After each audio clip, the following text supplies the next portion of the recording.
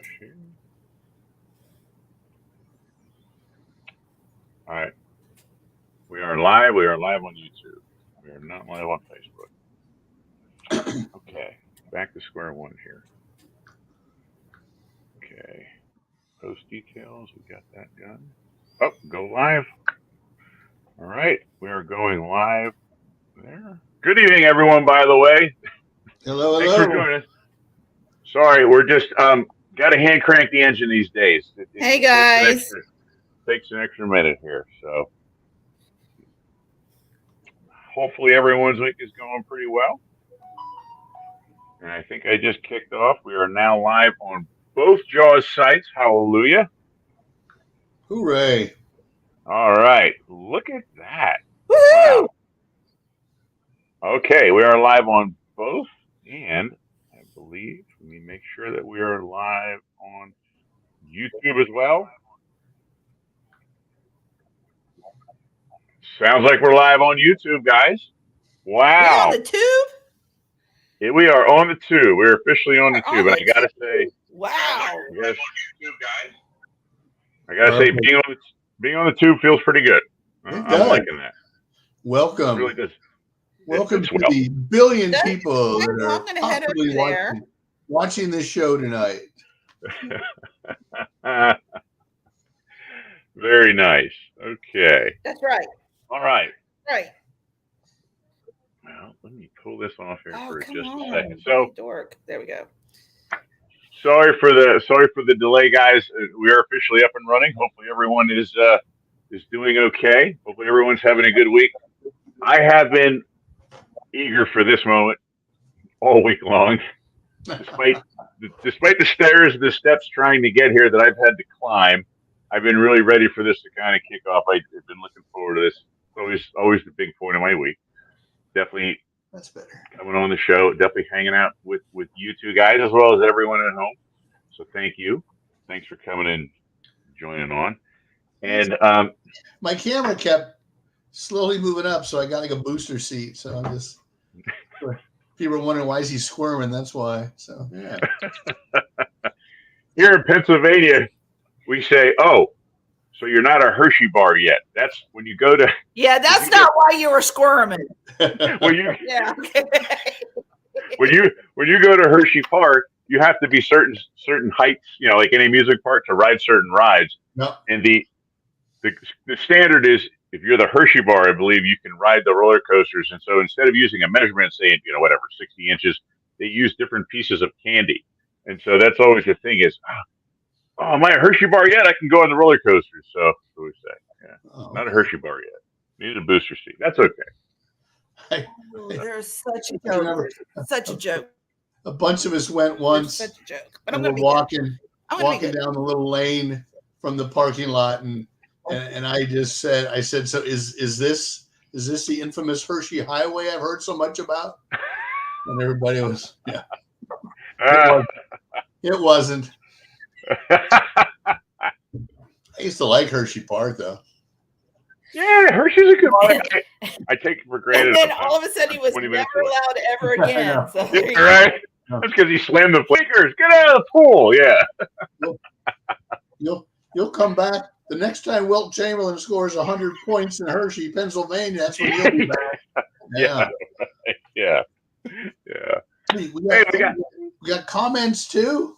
Yes. Well, yeah. So I'm going to address that. So the people that are watching us live on YouTube, if you're watching us live on YouTube, you can comment. Now, I'm not trying to deter anyone else on Facebook from commenting. You guys that are on Facebook, please comment on Facebook. However, I can't pull it up across the screen live the way I do it.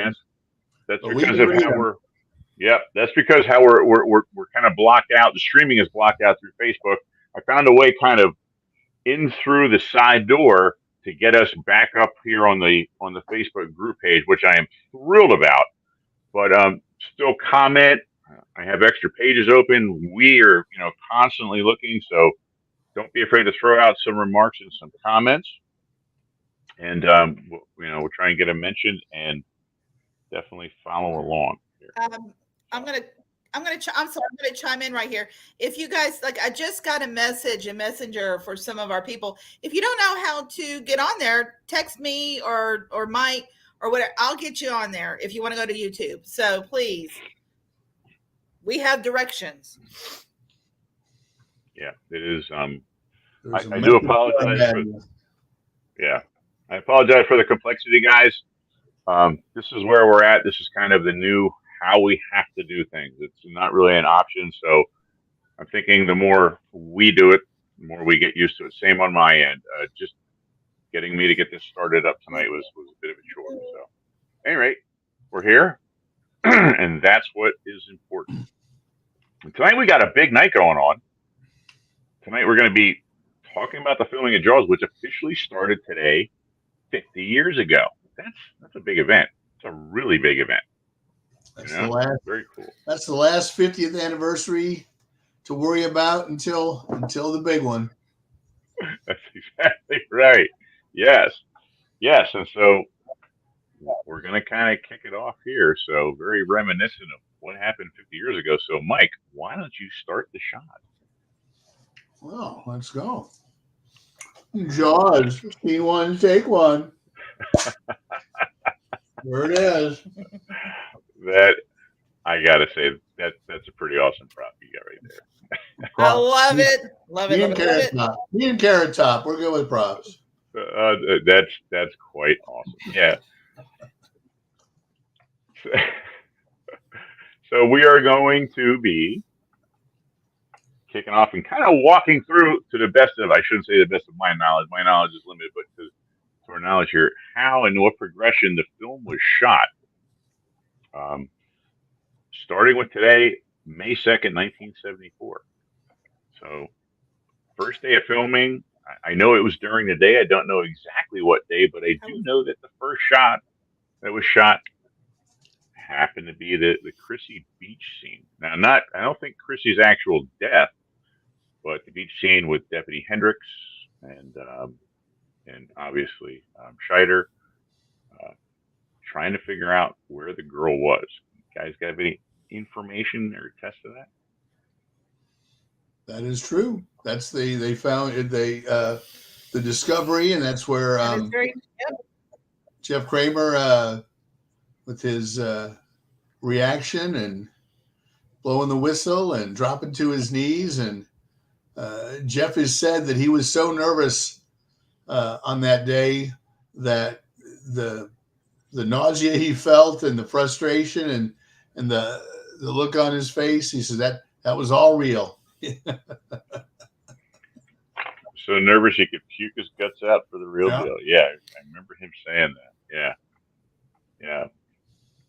Yeah, pretty crazy. And what's interesting with some of that scene and some of the other scenes too is from what I remember from some of the books and some of the research is the weather would change, which is like common, obviously, any time, but particularly in the springtime can go from one drastic thing to another. And you look, and some of it you see super sunny. The water is beautiful and blue, and then the next part you see, and it's more kind of gray water, not as sunny out there, and little subtleties that if it wasn't for the DVD and for YouTube, we would never pick up on these little things. I hesitate to be critical about it, but it is kind of it is interesting. That's the beauty of Verna Field's editing, that you don't notice that. Yeah. It's a couple scenes that always come to mind, the Alex Kittner attack, when they're on the beach and you can see the white sand and everybody's lining up. But then when they show the raft wash ashore, that was filmed months later, and you can see it's dirty water and there's rocks everywhere. And the scene where right before the shark jumps on the back of the boat, you see the waves going, but then when Quint takes the machete and sticks it in the side of the orca, it's flat water. And you don't, it moves so quickly and it's edited so well, you don't really notice that until then thanks, you said, with DVDs and home video and people watching it frame by frame, they kind of catch it. Yeah. it is pretty amazing at times how people will sit and pick Yeah. things apart. I never would I ever be critical because number one, I couldn't do it with all the equipment and all the people helping me in the world. But I do find that, as many times as I've seen the movie, and as many times probably as any of us seen the movie, when you watch it, you do start to find and pick up on little subtleties. I think it's the fun. It's constantly trying to find something new. It's not bad filming. It's not bad editing. It's just you've caught certain things before. You want to kind of build on that and see what else is out there. What else can I kind of discover? And I think that's really cool. And just again, test to the time frame that's been around. Hey, we got a couple people popping on here. Let me see if I can. So a couple people that I can pull comments up. We got Care on here. Thanks for coming in and joining us, Care. Good to see you. Awesome stuff there. We have Crystal Jones coming on. Says, I think I'm here. I'm usually Repel Technology, so this is YouTube, 50 years. Crystal, thanks for coming on and joining us. Welcome. Hi, Crystal. Yes. We're very honored. 2 Crystals. We also have Crystal McGinn from over in Scotland. Yes, I'm seeing that. Here. We got Frankie Hi, Stidham.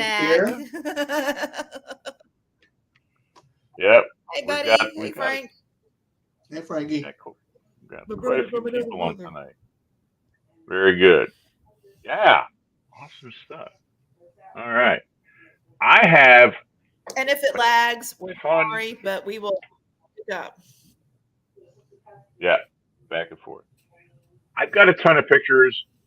I always obviously have a ton of visuals.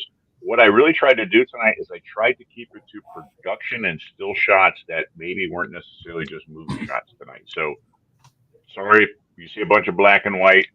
I definitely try to mix it up. So, hopefully, my hopes are maybe some of you guys maybe see some pictures you haven't seen or haven't seen quite as much of. Maybe something looks fun and interesting. So, if not, sorry. That was what I went with. So, all right. So, moving on. If I'm not mistaken, I believe shortly after that, they started to get into what was considered to be the Armada scenes, and that would be the boats going out in Edgartown there in the harbor, hunting down the shark. Is that correct? Am I right when I say that? I believe so. I'm Yeah. And sorry, I believe they tried. What was it? So after they shot the opening scene there, one of the other scenes that was shot within a few days, because they had a time frame, I think by May 16th, they had to be off of the Edgartown harbor because they were using private people's docks and property to shoot some of the scenes with the men in the boat that were going out and trying to catch the shark, which became the tiger shark. And so they had a due date that they had to get that done and be out of there because they were using private property there. And so that's when they came in and started doing those scenes and brought in good old Oscar, the tiger shark, lovely name from Florida. I don't know a whole lot beyond that, but I do know that these were all shot. These were all May. So looking at this. When Jane and I were at SharkCon last time, the guy whose father caught the tiger shark down in Florida was there, and he was talking to Richard about it. Yeah. Oh, no kidding. And they shipped him up. Was it Federal Express on an airplane? Is that what they did? They packed him in ice. Packed in ice. Yeah. Man. Yeah. Oh man, I don't even remember. I don't even remember Federal Express in the early '70s. I don't either. I mean, not mean anything. It wasn't what it is now. Maybe it was just starting out. Yeah. Everywhere you go now, you see FedEx trucks, but I have no recollection of it in the '70s. There's Frank Silva eating his morning Rice Krispies. I love it. I what he's eating. I want some Rice Krispies. and that's the shot. And I try to remember if this was a shot used in the movie or not. So that's Ted Grossman falling into the water. Was that the shot in the movie, or did that not make it in the movie? I don't think it made it in the. I don't think it made it in the movie. because I think the shot is just the harbor master just kind of coming out of the door with his little bowl of porridge. Still love how he comes out, sits down, smiles, eats his Rice Krispies, just aloof to what was going on, and happily aloof to what was going on. So, yeah, enjoying the business. He just comes out with this pipe and goes, "Yeah, we're okay. All right, everything's good." Yeah. You know, he almost could have been a commercial for Rice Krispies. They could have taken that scene and just shot a commercial for Rice Krispies. I mean, honestly, look at him. He's got a smile on his face. He's obviously enjoying himself, you know. Yeah. He has such a good breakfast. The world is just cares away. Images of snack, crackle, and pop. What shark? Yeah, I got right? my cereal. Screw it. That's right. A couple more comments. Yep. Happy 50th. It was 11 that year. Yeah. Oh my gosh. That was quite young. I was 2 years old, honey. I don't know if that'll come out. Yeah, me too. With that hat, he could have been Snap, Crackle, or Pop all grown up. Oh, you're not kidding. So You are not kidding. That's cool. Yeah. Very nice. Very That's nice. cool. Yeah. great product placement. Absolutely. What else we got? Same Crystal. Maiden name. Okay. Oh, maiden name is Jones. Married name is McGinn. Oh, okay. Haven't changed my YouTube over yet. Ah, that's cool. Look at that. 3 Joneses. Look at that. All in one spot. That's pretty cool. I'll take that. And she's verifying. Did not make the cut in the epic picture. So good. All right.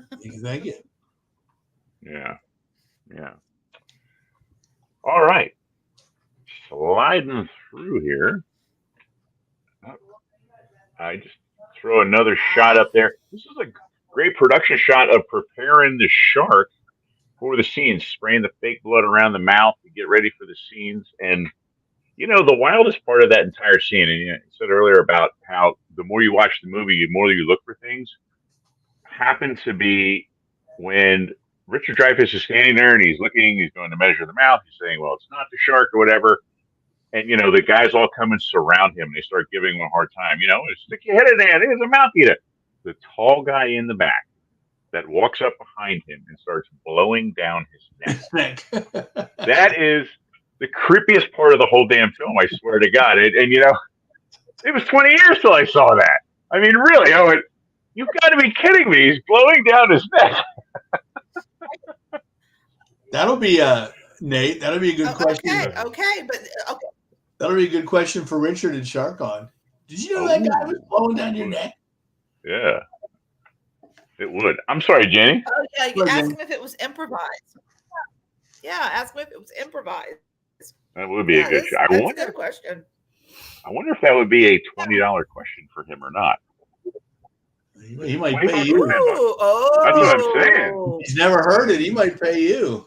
I'm going to put that one under my hat. Nate. I'm going to save that one for Screw July. the lottery ticket. That's right. That's right. I'm going to put that one under my hat. That just always caught me as, I don't know, you'd be better off walking up and pushing someone, I think would be less of an insult. Blowing down someone's neck. I don't know. It's just a personal space kind of thing or what? He goes like this, you know? Yeah, exactly. Which is how I would have responded, you know? Yeah. The guy that had to pull an old Moe and, you know, dunk in the eyes with that one. Yeah, exactly. Certainly. Yeah. There's your Three Stooges, Frankie, right there, honey. There you go. All right. So someone's asking, Chris was asking, how many sharks did they use in the first Jaws? Did they just have one? I want to say 3. Am I right by saying that? Mechanical sharks 3. Yeah. Yes. There was a full shark. There was a right side shark, which means when the shark would go by and all you'd see was the side of its body, and there was a left side shark. So they just used whichever was needed for the shot. different shots. Yeah. Yeah. Good question there. No, it was Bruce with multiple personalities. It was. It was. Looking a little thin on that side there, buddy. Yeah. And so I would assume then that a lot of your in-town shots were being filmed, and the reason why, and I don't know why this didn't dawn on me. I mean, if you ever been to the vineyard, especially early summer, seeing someone when pants are in a jacket, you know exactly why they have it. And that gets questioned all the time. But so I was trying to make sure, like, do I get this right? Like, do I have the beach scenes right? And I gave Donna a call last night, and I said, Donna, I said, question for you about some of these shots. And she said the most now what appears to be common sense thing. She said, Nate, she said, watch the movie. Look at what the people are wearing. She said, you can tell the shots that were shot in the springtime, early summer, because they're fully clothed. They're wearing jackets, all that kind of stuff. And then she said, look for the vegetation, look for leaves on the trees and stuff like that, because we typically don't get those things in spring as early as, say, like I do here in Pennsylvania. So that comes later on. And it just dawned on me. I said, my God, that's genius. How did I not think of that? So the different seasons were changing during the film. Yeah. Yeah, sure. You know, and it filmed obviously May and right up through September. So, yeah. So yeah, a lot of the town shots there. Yep. Awesome. Okay. Sliding on here. Another production shot I wanted to get. I always thought this was a cool shot. So this, looking at it, I want to say this is in the in Edgartown at the town hall, looking at the windows in the background. Does that make sense? Mm-hmm. I'm looking at that right. And yeah. Scheider's taking a smoke break in between scenes there. See that? Do not smoke in here. Thank you very much. Somebody should have said. Couldn't smoke in the coroner's office, but you could smoke in the town hall. Go figure, where you pollute everyone's lungs, right? There is a shot. Think about it. That was a time where you could smoke anywhere. You could smoke in the hospital. You could smoke in the airplane. You could, and so yeah, why not? Yeah. The smoking only section, because if you sat behind it, you didn't get any secondhand smoke, because the airplane just had like an invisible wall. Right. Eddie McCormick posted a picture once of this scene when Quint is doing his thing and the camera swings around, but it's Scheider ducking down. Now, you don't see it in the film, but I always wondered why he did or what was going on when they swung the camera around. I'd have to ask him where he got that picture, but it was just really, this picture reminded me of it. Just for some reason, he's just down below. Yeah. He, if you watch, I'm sorry, Nate. Go ahead. No. Sorry, I apologize. Well, no, I was going to say, with as small as that room was, I guess you would have to when they filmed it. It's not where it is now. So if he was standing there watching this, it was very tight quarters, obviously. Because you can find there's 1, 2, 3. There are at least 6 people I can count that aren't in front of the camera, that aren't in the movie in this shot here. So, yeah. Right. If you slow down the movie and film and watch it for literally like a frame as it pans back to that shot, you can just see his hand. His hand just does this, and it just kind of reaches out over the table. And I think what he was doing is he was letting, oh my gosh, I'm losing it here. So he was kind of letting everyone know, okay, start of the scene. And that's when Quint had to start his monologue there. Oh, okay. Yeah, you really got to kind of slow it down. And I mean, that's what I think it was. Yeah, I think it was just that quick. It was letting Sean know, hey, go ahead and start. It's all yours. Yeah. Wow. Yeah. Really cool. Yeah. Sweet. Awesome. Hey, we got a couple comments from people on Facebook. I'm just going to kind of read them off real quick since I can't post them here. Yeah, let's go. So we got Sonia saying, hey, good morning, Nate, Mike, and Jane from Australia. Good morning, Sonia. Glad that you're joining us tonight. Frankie's saying he can do anything. He's the chief of police. Yes, so he can pretty much smoke wherever That's he wants. right. Let's forget it. He can drink, go on a boat, cut open a shark. That's exactly right. That's what the chief of police does. Yeah. And Ronald Gann is on, and he's saying that there was 4 sharks in one sled. I saw that. Yeah. Oh, good. Yeah. Yeah. He's standing corrected. Yeah. Good information there. Got some good people on there, and I believe Crystal is asking, did the shark get any smoke breaks as well? That's a good question. No, but it went for a lot of swims down into the Nantucket Harbor when it sank. Yeah. So probably not. He didn't have a good agent. It didn't have it negotiated. So well, and come to think of it, was he union or no? I think he was non-union. Was he? Yeah, I wouldn't say. So, yeah. Interesting stuff. Okay. All right, moving along here. So, try to pull up now. This is strictly. I love this picture. I really do, and this is strictly intuitive. I'm assuming, based on how they're dressed and what you're seeing in the background, that this was springtime. I don't know if anyone can attest to that or not.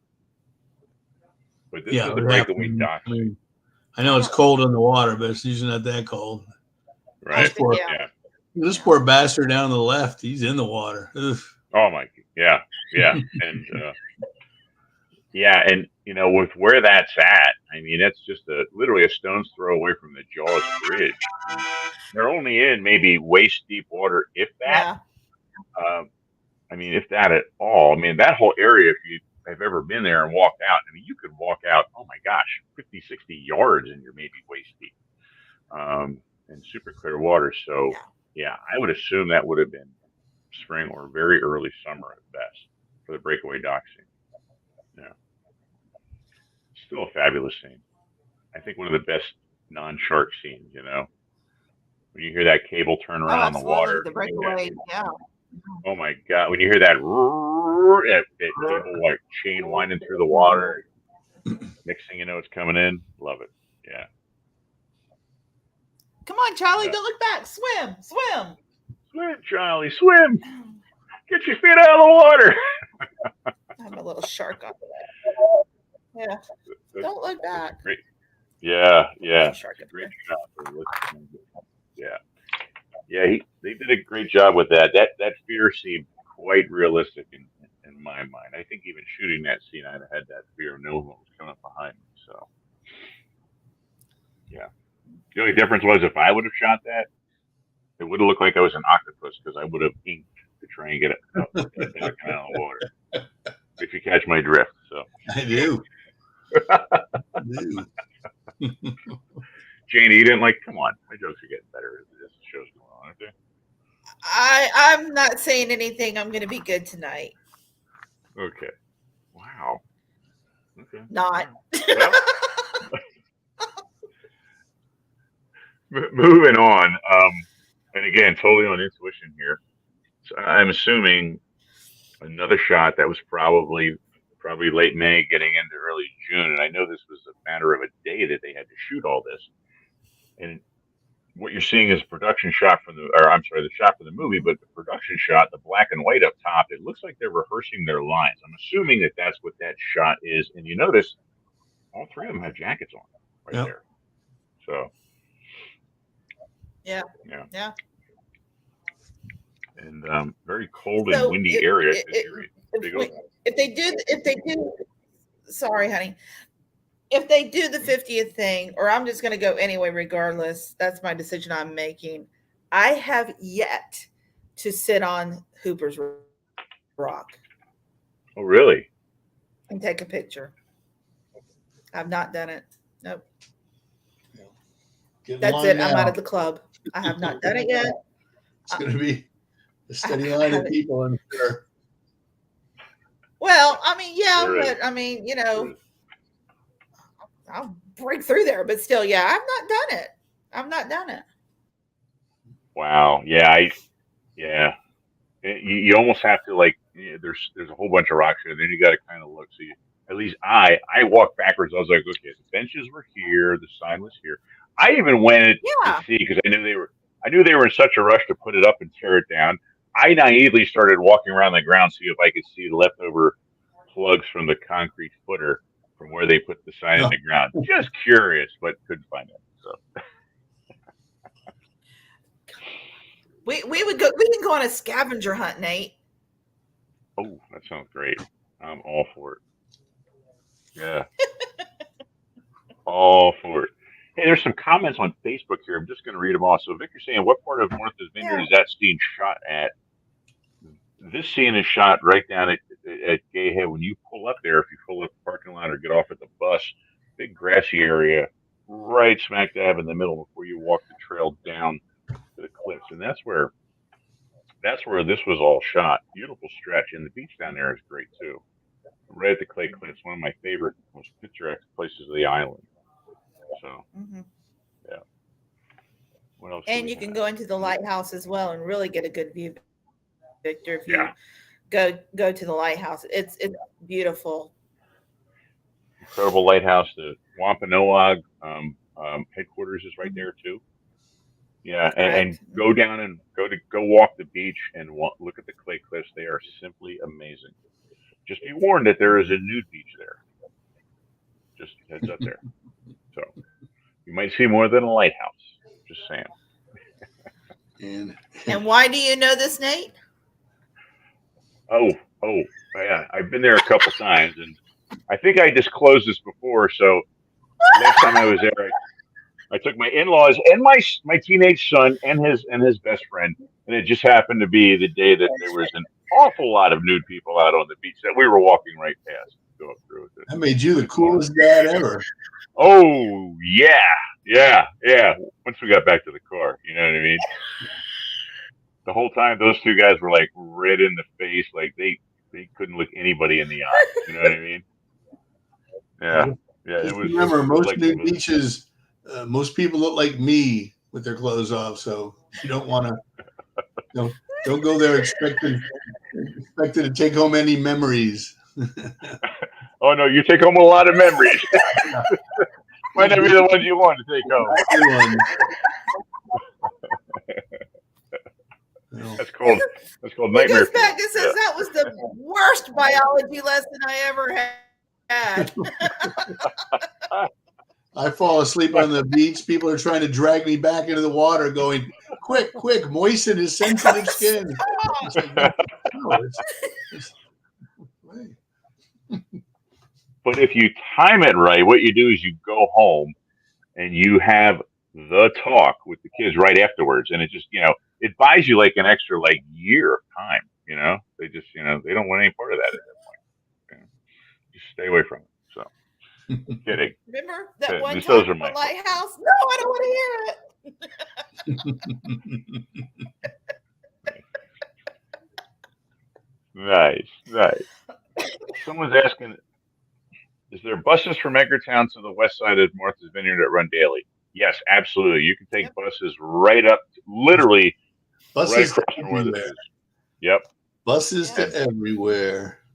Buses are a great way to get around the island, especially in the heat of summer when it's busy, because you can drive anywhere.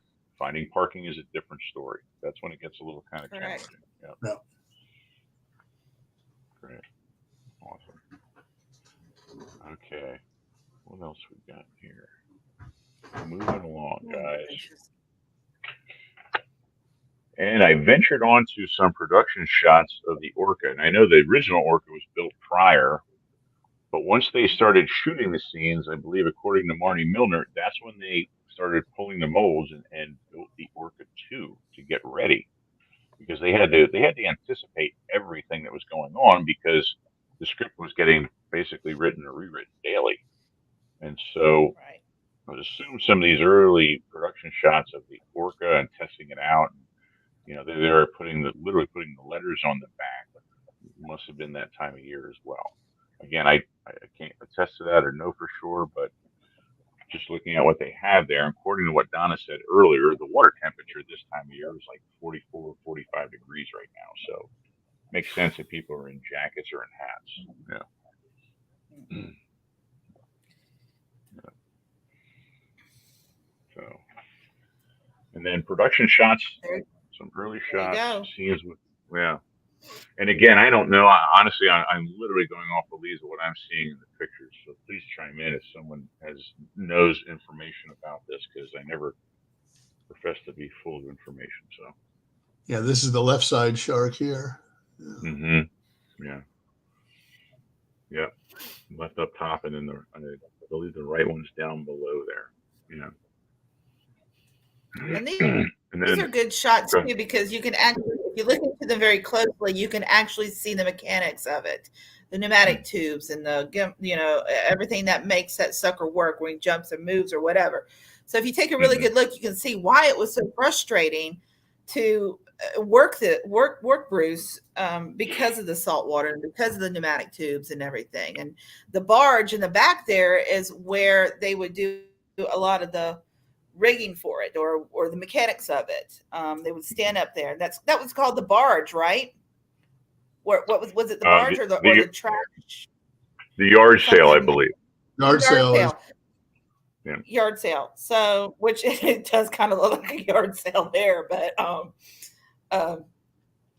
if you take a good look at these pictures, you can see how they work, and you can see it, like even under here on the top picture below me, there's two guys working on them there, so you can see the difficulty, but how they got it to work.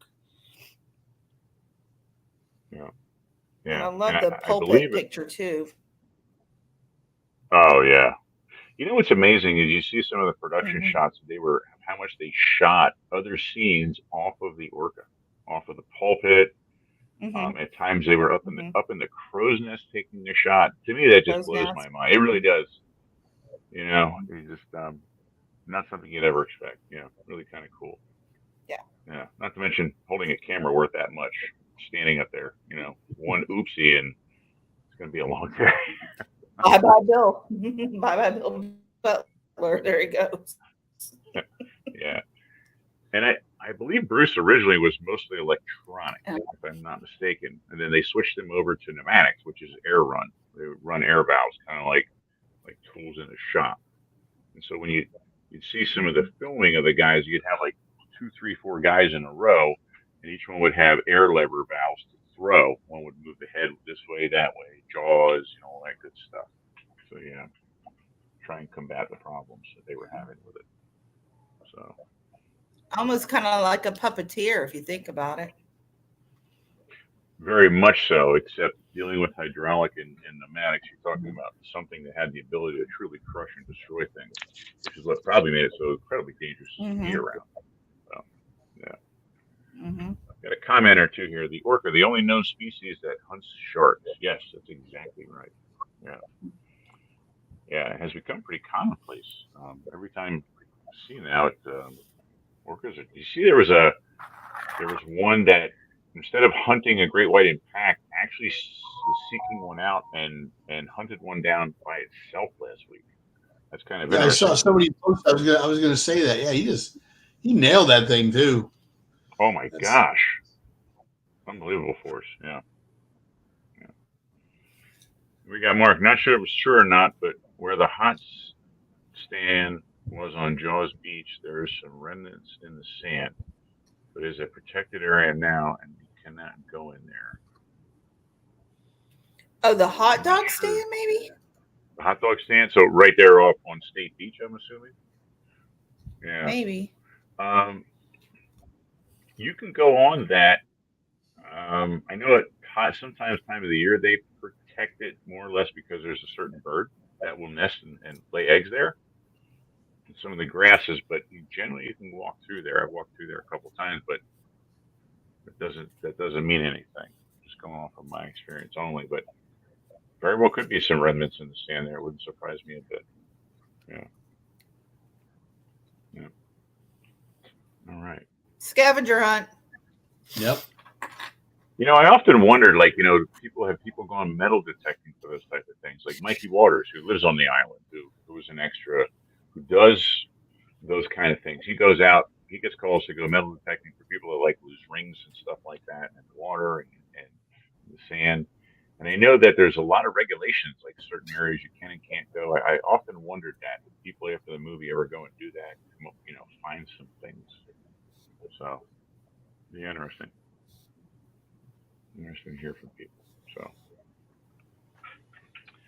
all right, and then I try to grab some more production pictures, and it's interesting how we contrasted some of the pictures there, looking at what would have been spring or early summer, to here now. You have the same groups of guys that are working, but they're all sitting around shorts, no shirt.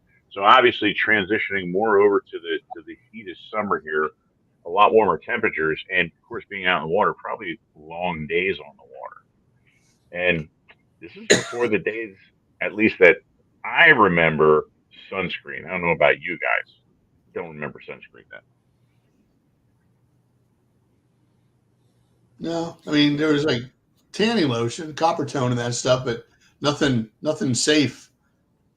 No, I remember people using like baby oil and stuff. Oh You yeah. know? Yeah, I mean, you might as well put Yes. butter on your Yes. skin for God's Yeah. sakes. Yeah, call it bacon. Yeah, yeah. So, um,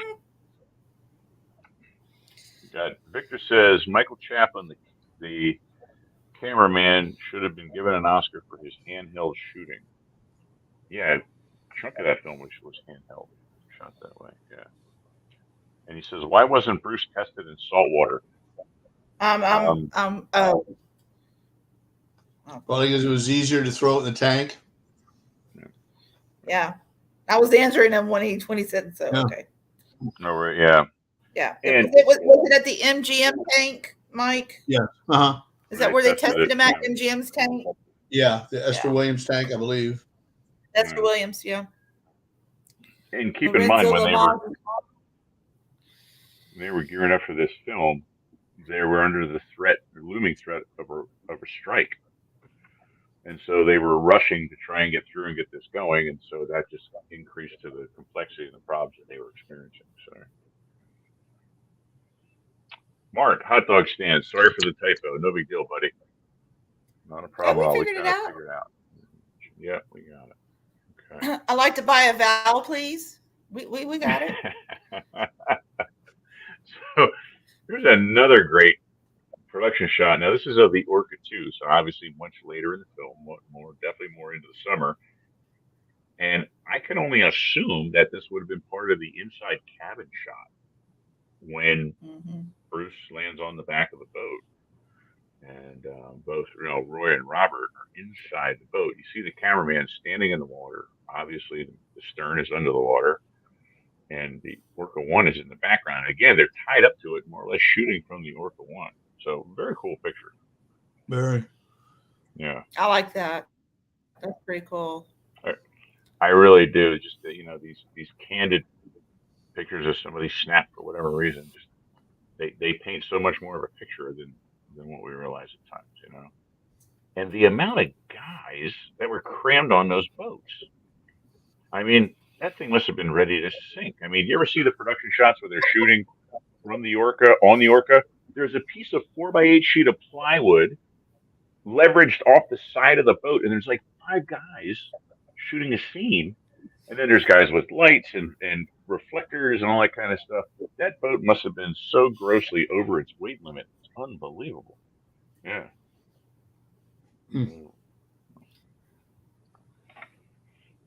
So, let's chime in here about suntan lotion. Copper tone suntan lotion and baby oil were big in the 70s. I remember the baby oil. Yeah. SPF didn't come along until we found out about sun damage later in the mid 1980s. Yeah. Yeah, because Jodie Foster and I used to have an aunt. Yeah. Jodie Foster and Ricky Schroeder used to be the Copper Tone kids. Yeah. Yes. Nice little tie-in there with Jaws 2 there. Yeah. Ricky Schroeder. Yeah. Awesome. All right. And definitely moving into the summer shots and some of the beach shots. And what a great picture. Probably how you saw Spielberg most afternoons and evenings, I would assume. But probably rarely sitting out in public. Probably usually crammed in back in his cabin. But there he is sitting on on one of the lifeguard stands, obviously going through a script, probably trying to figure things out for the next day. Yeah. Yeah. All right. Good. Comment there. Who's going to binge Jaws this weekend for the 50th anniversary? Oh, sure. Oh, I'm sure I would think AMC or someone will pick up on that and probably do a little marathon of it. You get into springtime and summer, and it's usually on. So, yeah. Somebody plays it. Somebody Yeah. plays it. Yep. Yeah. Very cool. And then on the right, you see the infamous, Scheider scene where the camera rolls right up on him, and you can see how close that actually came to him. Literally sitting there, spread eagle, so they could fit in that final close up of him with that shot. Must have been a bit nerving there, going through that. Yeah, yeah, very cool stuff. Yep. Old cabanas in the background there. All right, and some more summer production scenes. So on the left, that's the infamous deleted scene of Ted Grossman being taken away by the shark, and obviously grabbing a hold of the Brody boy on his way out. And they always remark that was one of the scenes that had to go in order to avoid an R rating. R rating. Yep. Yeah. Yep.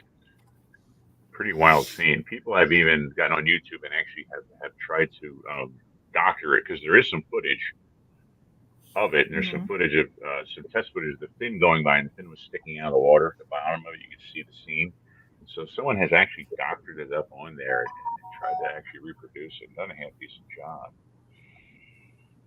And your middle shot there is just what Mark was talking about. So you see the hot dog stand, you have the arcade there. It was all set up. That's something, if you've ever been there, that's a public state beach. So those things don't exist. I don't think they ever existed. They were, according to Marty, they simply prop built all of those things. And if you'd walk up on them close, you'd tell that that's all they were.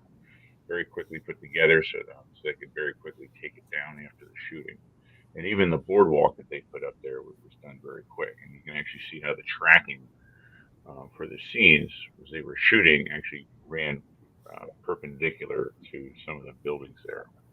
So be interesting just to see the production within a given day of those carpenters coming in, setting up, and then tearing down and getting that stuff out of there, loading in the back of trucks, pickup trucks. And I mean, that in itself had to be a feat every day. Especially when you weren't sure what scene you might be shooting the next day because weather wasn't cooperating and the shark wasn't working. So, and then over on the right, you got Mr. Spielberg in the water during one of the shark scenes. I don't know if he was probably just observing to get a good view, or maybe trying to hype people up for some of the response to the attack scenes. But judging by all the ladies around, it looks like he was trying to get a good view. That's a good possibility. Shouldn't discount that. Yeah. Yeah. Should not discount that, right? Yeah. Absolutely. Yeah. And another great shot. I always thought this was great. They literally took the director's chairs out into the water, and sat into the water. So you had to be in the heat of summer here. You're out there baking for hours on end. You might as well make yourself as comfortable as possible. Yeah. And I would think the only thing worth more than a production chair that says Spielberg is one that has saltwater water stains on it, because it was in the water during the shoot.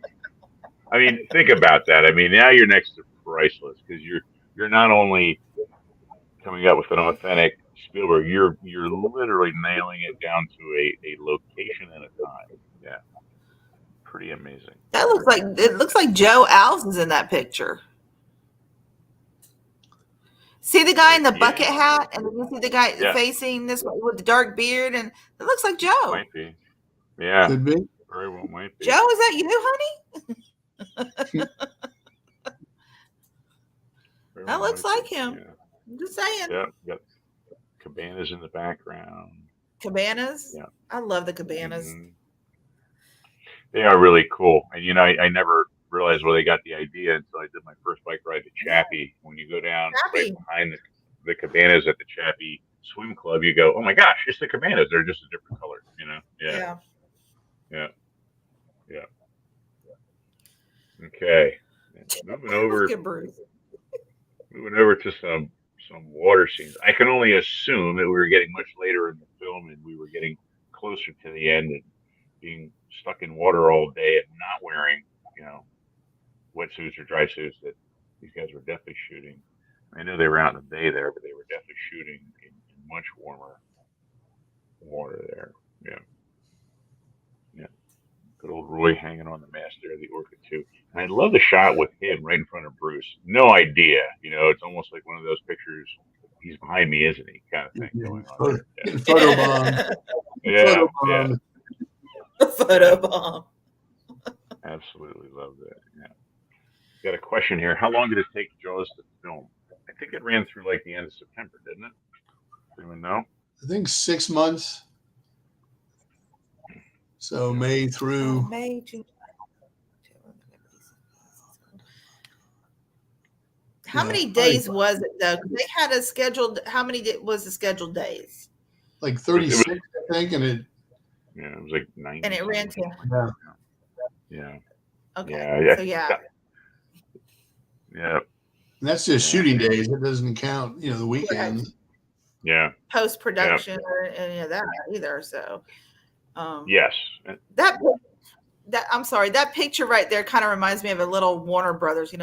Shh, be very, very quiet. You won't know I'm here. Yeah. Ronald Gann saying May through September. Yeah, I think when I talked to Donna, I think she said she thought the last day of shooting was like September the 28th, somewhere around there. So you're talking end of September. End of September. Yeah, Donna is a wealth of knowledge. Yeah, you guys ever go to the island, you need to look up Donna and go take a tour with Donna. Yeah, it's under the Fairy Jaws mother. Yes, wonderful lady and does wonderful tours. Yep. Yes, she is. Yeah. All right. Sliding up through here. And that leads us to just about the end of the actual production that was shot on island, so what you're seeing here is literally you're seeing the head that was being prepared for the final shot. So there you see a picture of them prepping the head on the boat, and what they were doing is they were literally shoving, I believe they were using live entrails, pieces of squid, whatever they could get to put in the head before they blew it up.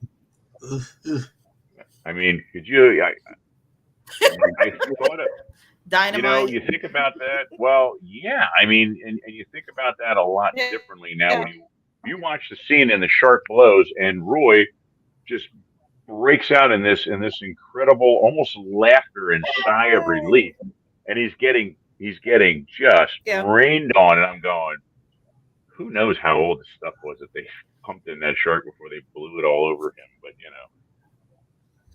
like he always does, he was able to sell the scene and show the emotion. Yeah. And then smack dab in the middle, you have the actual shark head when they were getting ready to blow it. That's it. And if you look really close, you can actually see the battle damage that was in that thing. It was in rough shape, very rough shape. A lot of teeth missing, stuff like that. Yeah. So kablooey. Yeah. Pretty interesting stuff.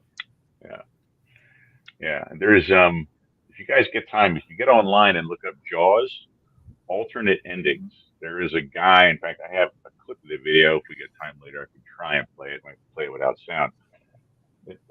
People have done alternate endings where different things happen in the movie, and the one is, the scene's building and the scene's building. He's going, he's shooting, and you see the bullets going into the water, and the last shot, instead of the shark blowing up, you hear shing, which is the sound of the stripper clip coming out of the weapon that they used, which had a very remarkable sound to it.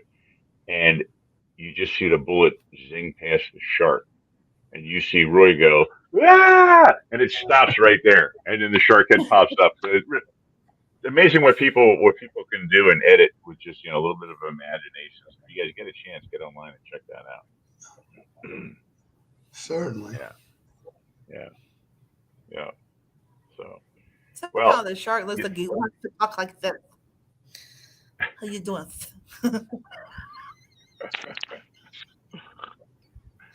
He looks like a doofus. We got Mark popping in here. Wonder if anything left from filming on the ocean floor, maybe dissolved in salt water. That's a great question. I honestly don't know, Mark. I know the shark and a lot of the things got put out back, or the orca and Flicka got used at the attraction. As far as like the trellis and the structure and the armaments, I have no idea what ever happened to it. I don't know if Murphy bought a ton of stuff, but I don't know if did he buy that? Did it get disassembled? I don't know. Yeah. I would assume. That just becomes a burden on the company, and they have to get rid of it however they possibly can. And I'm sure at the time they weren't. Can you imagine what would happen 50 years later? No. 50 years later, now all these props start rolling in with the water. It's going to scare the hell out of a lot of people. Oh, yeah. And not to mention, I bet these days it costs a lot more money because everyone's much more environmentally conscious. And if you just exactly away, you've got the EPA and everything else coming after you. Yeah. We're going to charge you $10,000 for that shark tooth. I don't care. It's Bruce's. Let's go. You're going to jail. Well worth it. It would be. Let's see. Mike's gonna go. Okay, I'll go with you. Yeah. I'll go with you. Look, I don't look good. I don't look good in orange, so I don't want to go. That's good in orange. Yeah. And so, that's where the filming stopped on the island, but it didn't stop on the island. There was filming done after the island. It kept going. I don't know for how long. Do you guys have any idea how long they shot afterwards? I don't know how much. I never really got into that. They filmed the shark stuff in the tank, the shark cage stuff in January of '75. Okay. Oh, wow. And then, the famous story in probably is it May of '75 at the premiere in Dallas where Spielberg decides to go film the Ben Gardner's head. So. Oh, that's true. I've thought about that. Just to get one more scare. Yeah, what did he say? He said, I was greedy. I wanted one more scare. Yeah. But it worked. Wanted one more scare. One more. That's amazing. The intricacies of filmmaking. It's probably been 10 years now. John Hancock and Dorothy came up to screen a film that they had written and John had directed. They brought their editor with them. And afterwards, driving them back to the hotel, the three of them were just talking, and they had made notes. And I think we should cut 3 frames out of this scene, and we should do this. And I was like, this is like film school to me. It never would occur to me that 3 frames, less than a second, has an effect on a scene. Would make a difference. Look it out. So yeah.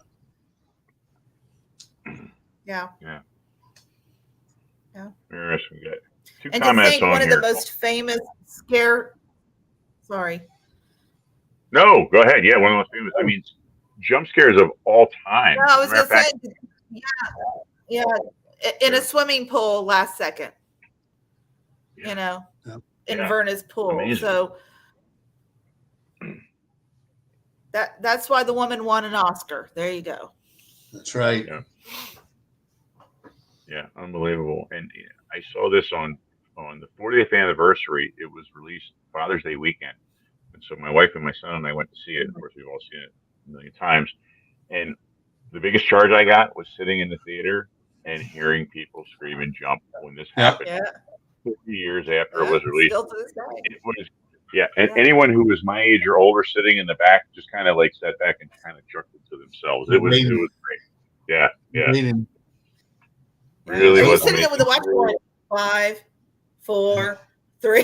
It's going to happen. You should have. We did that with Jurassic Park when they when they first in the island and they drop the big crate and it just makes that ungodly noise that people jump at. Yeah. And you know what always gets me about this is the head pops up, and when the head pops up, you see Hooper, and he almost responds in slow motion, and then you hear that shriek of like the violin or whatever the noise is that does that high pitched squeal. There's such a delay, but it catches you. It just does. It's almost like the timing was off with the audio on it. But I'm assuming that's why he wanted to he wanted that to saturate your mind for a second or two before he hit you with the rest of it. Yeah. And I can only assume that the scenes there in the water in the boat were shot on a tank as well. Just because if you look at the water, very very different looking, super heavy fog. I could be wrong. I honestly don't know. I can only just assume. So that was Hooper's boat. This is one of my favorite scenes. And the reason why is because you know they're out there and they're looking, but yet they're just now seeing what destruction that this fish can do. By just looking at the boat and how the light goes through the windows, and then all of a sudden you see that the bite marks on the boat. Now, how can a fish do this with this boat? And it is so compelling to where now that you're starting to get pieces put together, and it's very well thought out, and it's one of my favorite scenes. It really is. Yeah, and you watch this scene and then you go back and try and read back through the part of the book, and you can almost stitch pieces from each together. You know that he went out by himself, he was out fishing. You know, he had a heart attack, or he got pulled over, or what happened. And then there's the big theory that there was actually one other victim in the movie, and that was the young blonde guy who was standing in the back of his boat when they were heading out. Correct. To the harbor there. So I don't think it's ever happened to him. You know. Yeah. Hard to tell if it was ever verified. Yeah. All right. What we got here? I still can't swim in the ocean, thanks to Jaws, but I still love watching the movies and shark. Yeah. We're all in that boat. Myself included. Yeah. I'll go in the water, but man, I'm not going out that deep. And if you watch any of the recent documentaries on the return of the great whites to the Cape, they are literally coming up on the shore to get those seals. And the water's very clear. The water's not like Jersey water, Delaware water, Carolina water. The water is extremely clear up there, and you're in shallow water. So seeing those guys, I mean, those sharks just hammer up there, it makes me not even want to walk in at all. I'll go in. I'll go waist deep and that kind of stuff. I don't go much beyond that. So, Yep. Well, we're all here. Good stuff. All right. And then other production shots. So this is we were talking about earlier with the underwater cage scenes that were shot. I would assume the tanks out in Universal in California. So, here with Bruce, and if you guys have ever seen was that still at MGM though? I think it was, but I don't know for sure. Did they go back to film those at MGM? I think they did. Mike, do you know that at all? They did. MGM, they did a little bit off of Catalina Island, too. Oh, okay. All right, out in California. All right, that makes sense. Yeah. And, you know, it was pretty distinctive. In fact, you can even see in the bottom right picture, you can actually see the armature coming up under Bruce there as they were kind of prepping for that scene. You know what's interesting is that you can tell between there and some other shots towards the end of the movie, you could tell how beat up Bruce was getting. You could start to see some of the wear and tear on the mechanical shark itself. And some of the white underneath him almost had got started to take on more of like a grayish, almost like a yellowish hue or brownish hue, and I would assume it's just from the sun beating it up and the aging process and everything else. Yeah, and I know, talking to Marty, I mean, those guys, it was a constant chore. That's all he did. Yeah. Towards the end of the movie, it was just take care of the shark, constantly trying to fix the rips and the damage of the shark. So yeah. Makeup. Yeah. All right, Mark saying whenever I see Jaws in the theater, people still jump when go. Yeah, they really do. Yep. People go bonkers over that. Yeah. Yeah. And if you guys got a chance to see it in 3D last summer, I did not go into that with a good attitude. Just because I didn't, for a couple of reasons, obviously just 3D, but to be honest with you, I can't go sit and watch 3D films from beginning to end. I get headaches from it, and growing up, I really do. And growing up with some of the 80s 3D, it was like they would do certain scenes just to use that 3D effect. Yeah. And it was one of the most tastefully done 3D versions of a film I think I've ever seen. I was amazed. It was little things that stuck out 3D wise as opposed to, whatever, a harpoon coming right at you or whatever. Throw something at your face. Yeah. Yeah. Yeah. Yeah. Really done well. We got Kara on here. I waded in the Atlantic Ocean at Myrtle Beach, but I was warned not to go out too far. I'm from Michigan and I prefer freshwater Great Lakes. No salt, no sharks, no worries. A lot of truth there. Watch out for the Edmonton. But yeah. I know, but you got that damn bridge that in Michigan, Care, that just drives me insane. I can't go over it. It gives me the creeps. Is that the one that goes? Is that the one that goes to Canada? No, it's not goes to Canada. It's still in Michigan, but it's to where you go from one side of one lake to the other, and then you can grab a ferry and then go out to Mackinac Island, where they filmed Somewhere in Time with Chris Reeves. So tell my mom that. Oh my gosh, but you can see when you're driving, you can see through. I don't know what that bridge is, but you can see through to the bottom of the lake. And I was holding on for dear life. I mean, it was a white knuckle moment. I would have kissed Bruce on the lips more than drive over that damn bridge. No, I don't care if it isn't the best fudge. I'm not doing it again.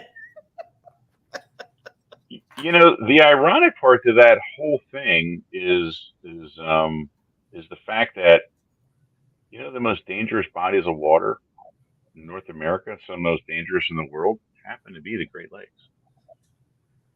As far as ships going down and things like that, more in the Great Lakes than there is down the Atlantic Coast. There is a shipwreck in one of those lakes. One of them? Yeah, there's a shipwreck or something like that. Yeah, and one of them, I think, Kara would know more, but I'm good. Yeah, it is. They've recorded more shipwrecks and stuff in the Great Lakes than they have down the Atlantic Coast. The Atlantic Coast is known as what's it called, the graveyard or whatever, graveyard of the Atlantic stretch. Graveyard, yeah, I mean, entire cargo and freight ships hauling ridiculous things. Like a couple summers ago, they found one that was hauling locomotive engines from the 1800s. I saw that. Yeah, I saw that. Wow. They found one a handful of years ago that I don't care. literally had a load of Indian motorcycles that never made it to the dealership. Indian motorcycles from the 1950s. Yeah. Whole thing went down. Yep. Indians are nice bikes. Yeah. Incredible bikes. Yeah. Oh, and the lumber. So lumber that has been, it's one of the things that they use the lakes and rivers for. They would cut down, they would produce lumber, they would ship it through. Lumber that didn't make it, or sometimes rolled off, maybe if it was on a ship, or when they would kind of tie it together and make like a hasty barge to take it down through. Some of those would become waterlogged and go to the bottom. There's a lot of money being made. They actually bring those up, and it has something to do with the fact that they were more or less kind of preserved. It's almost like, I guess, maybe partially petrified underwater. It doesn't rot, and apparently it sells for ridiculous amounts of money because number one, it's like old growth. Yeah, old growth, and something with the water and how the effect that the water has on the wood. It just does something amazing to it. I couldn't tell you the details. Kind of preserves it. Yeah. Yeah. Mm-hmm. Preserves it. Yeah. Yeah. Yeah. Yeah. And if you've ever been to the Great Lakes, you think you're in the best. It's beautiful. Don't get me wrong. It's beautiful. Yeah. But I still would wind up going on the Black Pearl with Johnny Depp as Captain Jack Sparrow than ride on that damn bridge. Just saying. Love you, Care. Yeah. All right, we got a couple more comments on here I want to throw up here. So some species of shark are known to be able to live in freshwater, so don't be. Yeah, the bull happens to be one of them. Bull is. They've tracked the bull hundreds of miles up the bull shark. River. Yes, ma'am. Yes, and I read a couple of years ago they thought they were starting to find them in the St. Lawrence waterway, along with one or two other species of sharks. Yeah, and as you guys know, St. Lawrence waterway connects directly to Lake Ontario. Yeah. Now, once it gets into there, it's in there. Yeah. Would not surprise me. Beautiful area, by the way, if you've ever been there. Absolutely beautiful area. Anyone who's ever been in the Great Lakes, yeah. And you think you're on a beach at the bay when you're there. There's waves. I mean, you name it. Yeah. Big water. That's cool. It's the big Mackinac Bridge from the Lower Peninsula to the Upper Peninsula of Michigan. I'll send you. Yes, that's it. Peninsula. Yes. No. She knows I don't like that. Send your fair share too. The Edmund Fitzgerald. There you go. Famous song. They found the Edmund Fitzgerald. That's it. Yeah. People have gone down, and apparently there were still bodies on the Edmund Fitzgerald. Yeah. Gordon Lightfoot's song, and that's there happens that Jaws world power right there, guys. Yeah. Yeah. Also, a very good beer made by the Great Lakes beer company called the Edmund Fitzgerald. Yeah, nice little porter for you beer guys. Yes. Yeah. Love you, Janie. Well, she's got your back, so you're covered there. She's got my back. Well,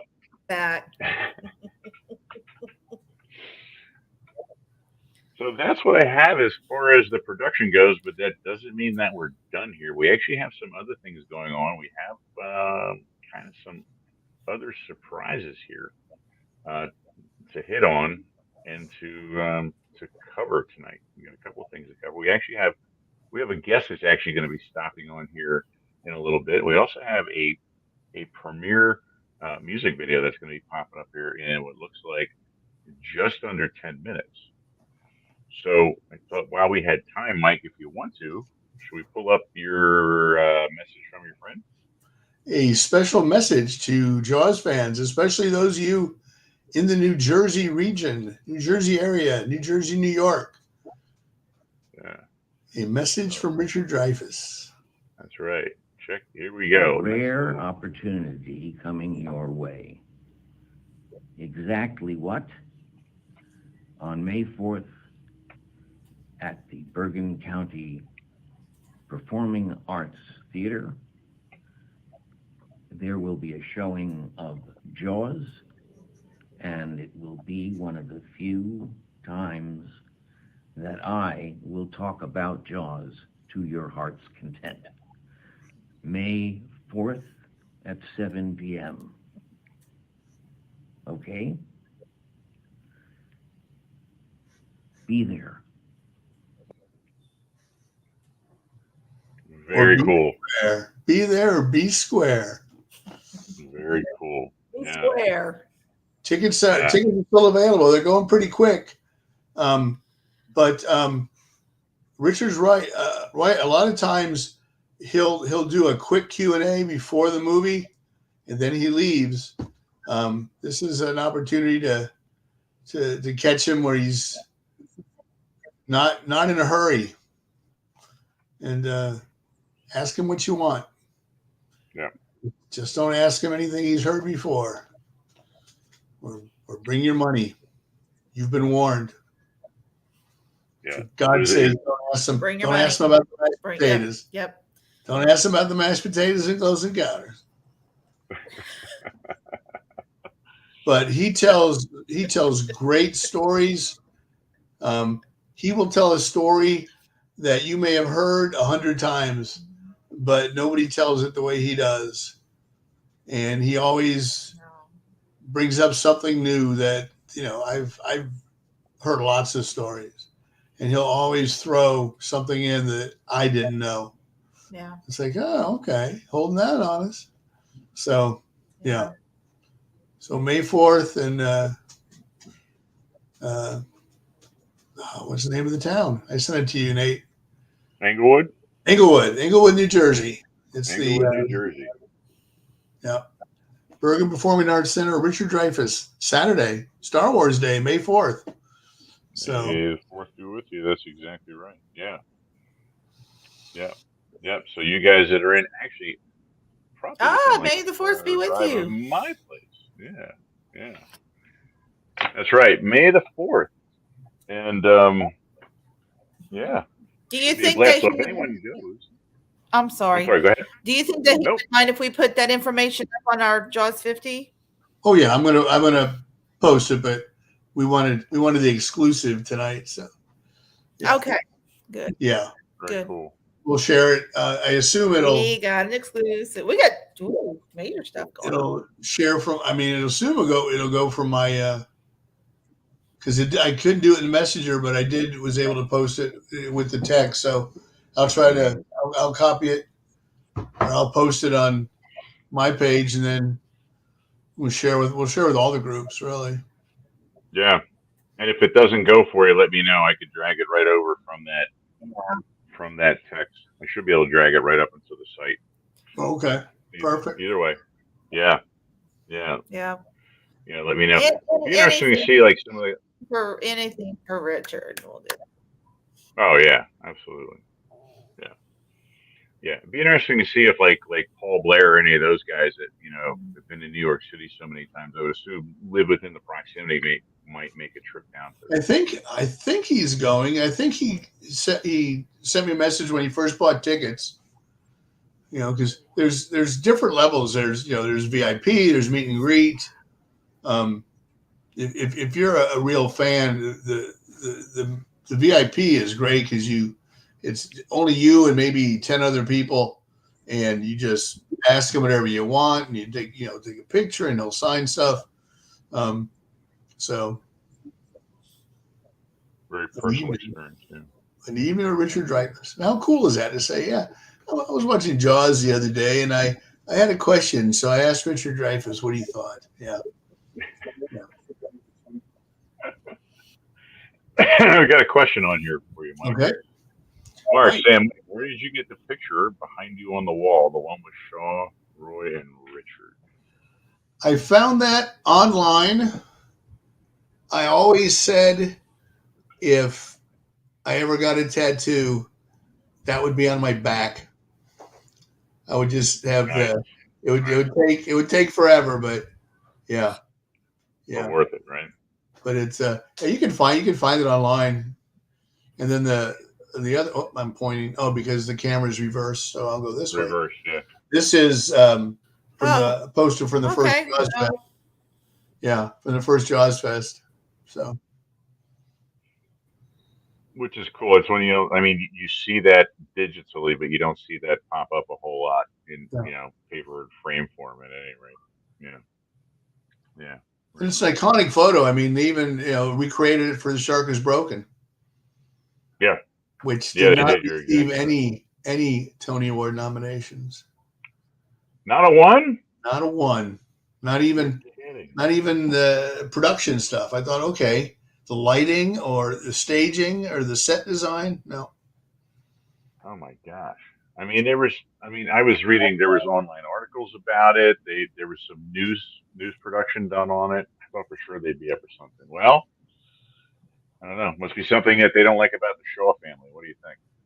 Well, it's like Steven Spielberg said, in '76 when the Oscar nominations came out and they got snubbed, it's backlash. It's too good. Too good a movie. Like Michael Keaton says in Night Shift when he can't go to Atlantic City because they banned him. You know why? Because I'm too good a player. That's exactly it. He did get nominated because it's too good a play. But awesome. Well, we got about 3 minutes here until the video rolls out. Janie, what are you doing? Playing hide and seek on us or what? No idea. What happened? I don't know. He just disappeared. I don't know. It's like what happened? I don't know. No. Thought you were deserting us. That's all right. If that's the case, it needs to disappear in other areas, not here. Okay.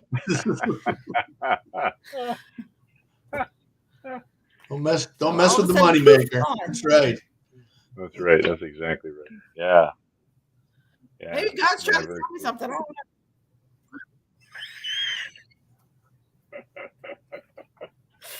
know. Oh, that's awesome. All right. Awesome. So you guys at home, any cool facts or information pertaining to movie production that maybe we don't know, or maybe we didn't touch on tonight? Any details, any specifics? There's got to be someone out there that has some. Me? Anybody? I mean, not really. I mean, we pretty much hit the nail on the head on everything. Yeah. Yeah. Oh, I didn't see Mark Fitzgibbon's up though. Yeah. Hi, Mark. Oh, did he? Oh, good. Good to hear from Mark. Oh, hey, Mark. Great guy. Yep, he is there. Good evening, guys. You sound like Tommy Wiseau in the room. Oh, hi, Mark. Yes. Hi, Mark. How you doing? Listen, okay, I have to wait a minute. I have to tell you, my new coworker is actually from Wakefield, Massachusetts. Okay. And she taught, I mean, like literally, no one here in Tennessee can understand her, but I can. So somebody was like, how do you understand? I said, I speak fluent Massachusetts. Okay. So she was saying, I got my family, they're from Revere. What is that? That's Revere. As in Paul. It is. Like, how do you know these things? I said, I have my friend Donna. Yeah.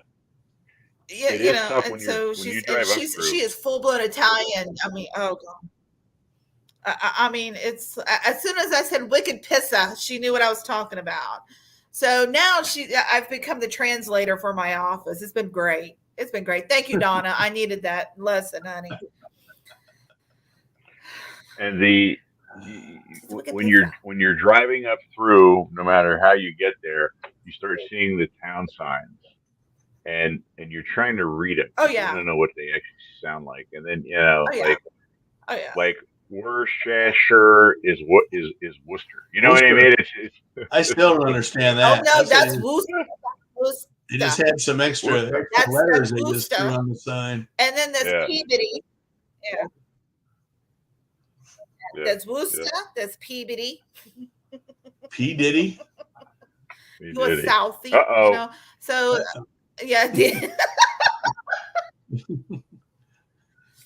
Hey, we have some music going on in the background here, and if I'm not mistaken, I believe that's giving us the countdown.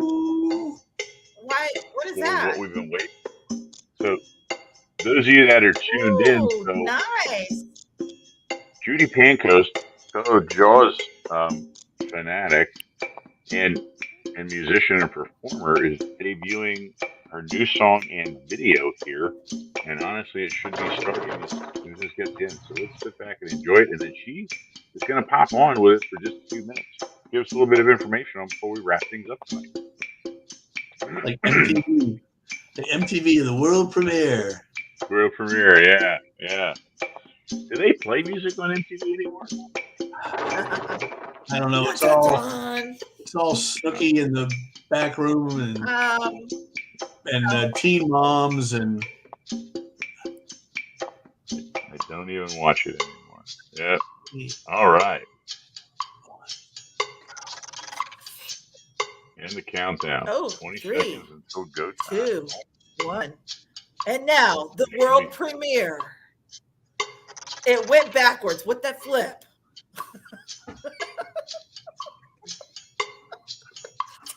10 seconds. That thing's got me mesmerized. It's like a metronome. There we go. I love this. 1. Because what? 59, I got 58. I've never been live for a world premiere on YouTube. This is interesting.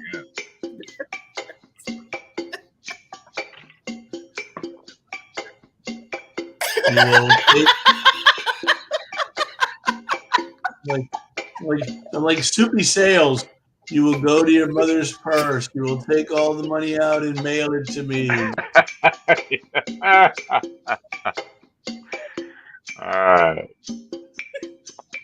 So you get people to stop smoking, sign over their bank accounts, whatever you want. You know what it kind of reminds me of is the Disney Siamese song. Yeah. Makes me want to go to Havana, Cuba with that music. Honestly, it sounds like the middle of and I need a salad. the middle of I'm a Man. Who's that? Was that Chicago that did that? I'm a Right man. in the middle, they did a I'm little. a man. I'm a man. Yes, I know, 'cause you love yourself, man. Oh yeah. Yeah. I was thinking. They do that little break in the middle. Uh-huh. Yeah.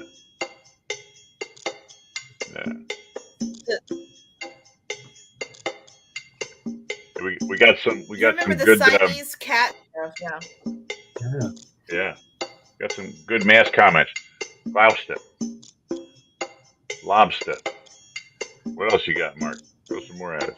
Add an A. Just add an A on anything. That's Gloucester. Yeah. That's Gloucester message. Lobster. AH. Yes, my friend. Yes, my friend. The darn rooster woke me up this morning. In Worcester, the rooster in Worcester. The Worcester, that's right. The bag of beer. In Worcester. That's right. Is this a real countdown or a fake countdown? I know. It was supposed to debut at 8 o'clock. It's 8:04, so I'm not sure here. So I can kind of kick the volume down just a little. They lied. No, it's not. I like the volume. It's kind of cool. Got a little bossa nova going there. I'll throw a comment or two up here while we're waiting. After over here in Spielberg talked about a friend at his Hollywood party about the scenes. Yeah, and said, I wanted to play that scene. Yeah. That's true. Yeah. Yes. Yep, It's going to be in the movie. Yes. Hitting faster. Here comes 3. Yay. All right. Here we go. The summer I turned 16 Hey. was the summer of 75. I saw a movie called Jaws, and my innocent heart took a dive for Deputy Hendricks, the cutest guy on Amity. Deputy Hendricks, his goofy charm enchanted me. I love the way he blew his whistle. I'd come running to throw away that Alka-Seltzer, Lenny. I'll take care of you, Deputy Hendricks. You saved those kids in April Bay, Deputy Hendricks. You printed all over my heart that day. I wish that I could run my fingers through your wavy hair.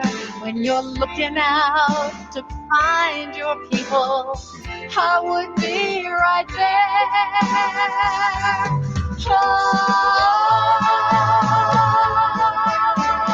Look at those sexy muscles. Look at that deep dark hair. Our teenage hormones went berserk when you pounded that sign in the sand.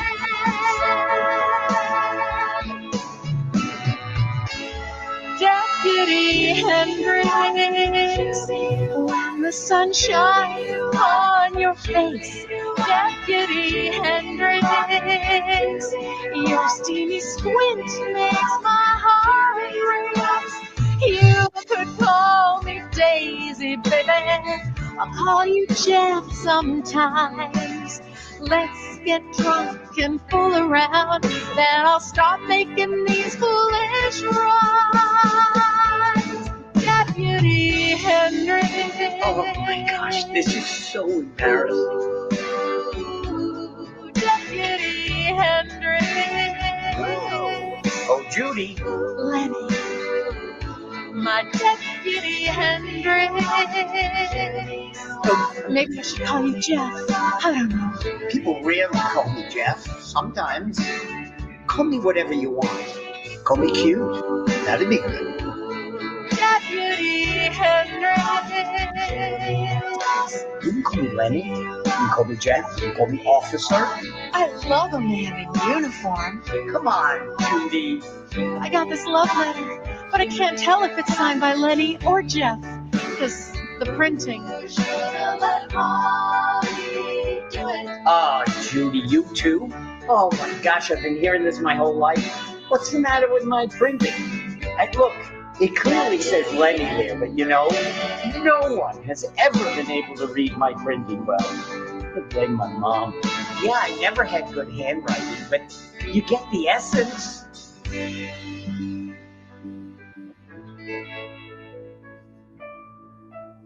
I love you. Daisy, can you hear me? Call me handsome. Call me smart. Call me Deputy Hendrix.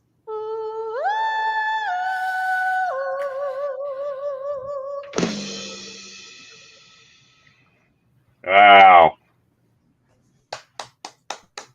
Very nice. Very, very nice. Love that. There's the yellow finishing. This is not a home. Actual real Deputy Hendrix, Jeffrey Kramer, and Jeff has given his endorsement for the video you just watched. And now he's signing a picture for me that is a one of a kind. It's a print of art done by Lee Hartnell, and I just can't wait to have it and take it. What are you writing on there? You've been writing for an awfully long time. What the heck does this say? I can't even read this. Why not? What is it? What? Guys, I can't even read For it. Judy, I am so glad to have you in my life. What's the matter with my printing? That's the problem. I can't read. Yeah. The printing was good. Oh, what a good sport you are. Thank you. Oh, my pleasure. How awesome is that? That was amazing. That was, yeah, that truly was incredible there. Yeah.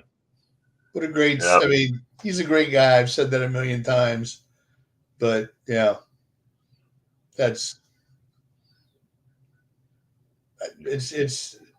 you know, not many actors would go out of their way for a fan, invite them to their home and take part in a project like that.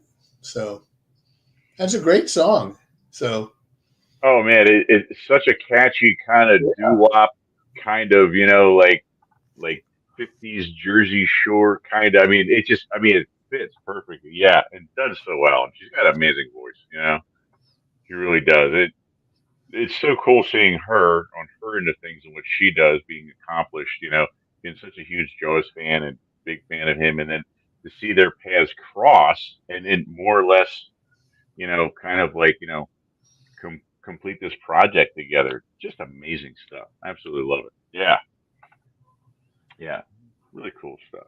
Yeah. And she's been so psyched about this, so ready for this to come out. oh yeah. Yeah. So neat to see it fruition. I hope she enjoys it as much as we do. I'm hoping. So while we're waiting for Judy to come on, if anybody's got any comments, let us know what you thought. Throw a couple up. Jeannie says she'll be back. She's having some internet issues, so no big deal. Here we got a couple pretty cool comment. That's awesome. Giving Grease meets Jaws by it really much It does. is. Now that you say that, It is. Because yeah, I'd said to her the first time I heard it, I said it's got that like a beauty school dropout vibe. But then she was worried. She said, "Oh my God, it sounds." I said, "No, it just reminds you. It's there's only I don't know 6 chords, 8 chords.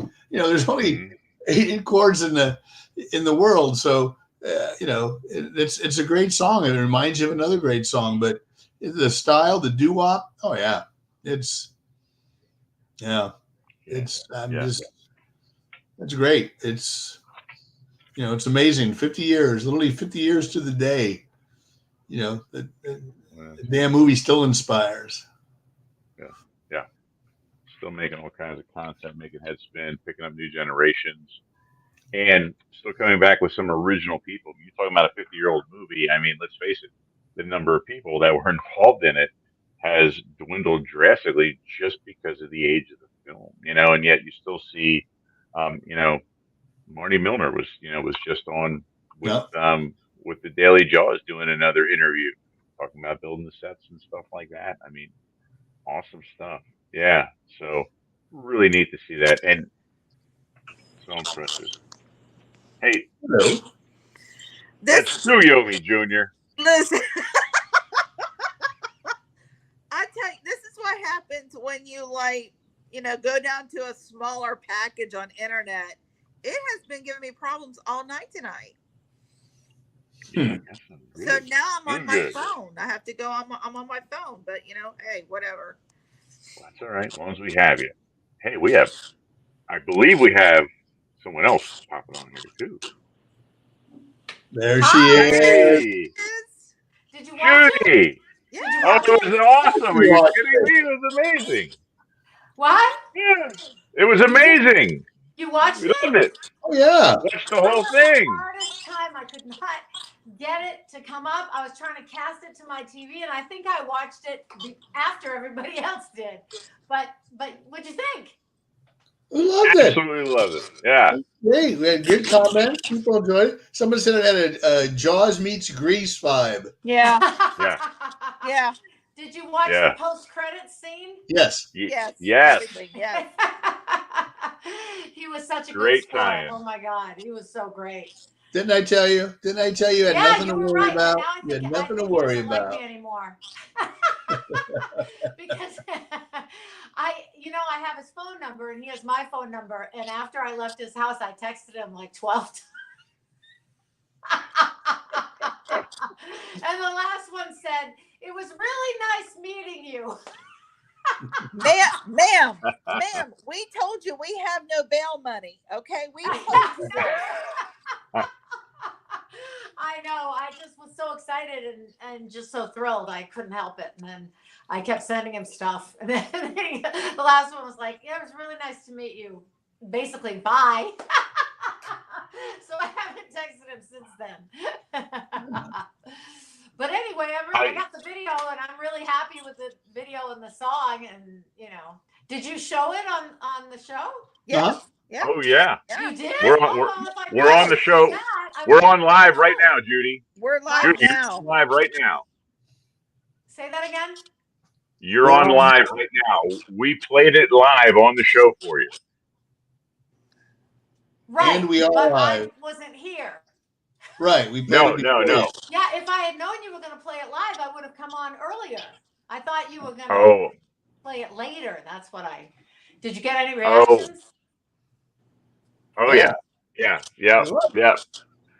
I love it. Yeah. Everybody doesn't. Yeah. Everybody doesn't love Great it. responses. I mean, for God's sakes. Yes, exactly. Listen, the guy who put the video together for me, he's wonderful. I've never met him in person. His name is Jeff Whitmire, and he does horror parodies. So he's like the Weird Al of horror is what he calls himself. So he does videos all the time. So I asked him if he wanted to do this. He wouldn't take any money because he's a huge Jaws fan. So, but did you like my little yellow bag floating in the water at the end? Yes. That's what I said. Ended with the yellow at the end there. Yeah.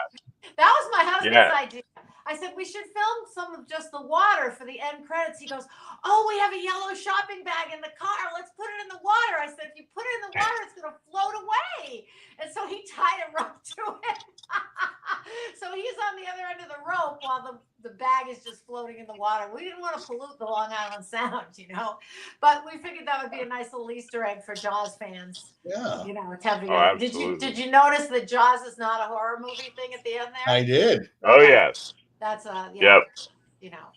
We waited for that. And you were sitting on the jetty, so reminiscent of the jetty next to the bridge, and right.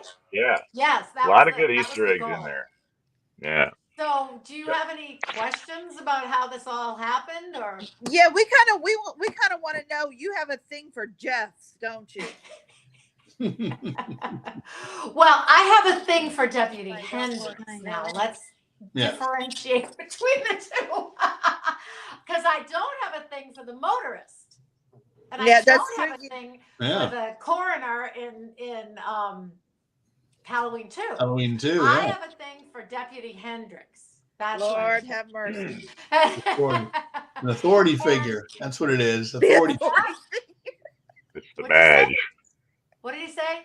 He said it's the badge. Authority figures. That's it. I love a man in uniform. What can I say? I love a man in uniform. I love that he got a clip with Polly. My favorite part of the whole song is where I go, ooh, shoulda let Polly do it. And then he got the clip with Polly. It was perfect. Oh my God. I was laughing my head off the first time I saw it. And when he cuts to the guys down in the boat banging on the table. But he also used like the splashing water and the steam coming out of the boat to great effect for the passion, Yeah. And then the boom at the end with the drum beat and the big boom of the shark at the end. Jeff did the rim shot. Yes, Jeff Whitmire did a great job. There are always people named Jeff associated with this. But Jeffrey Kramer,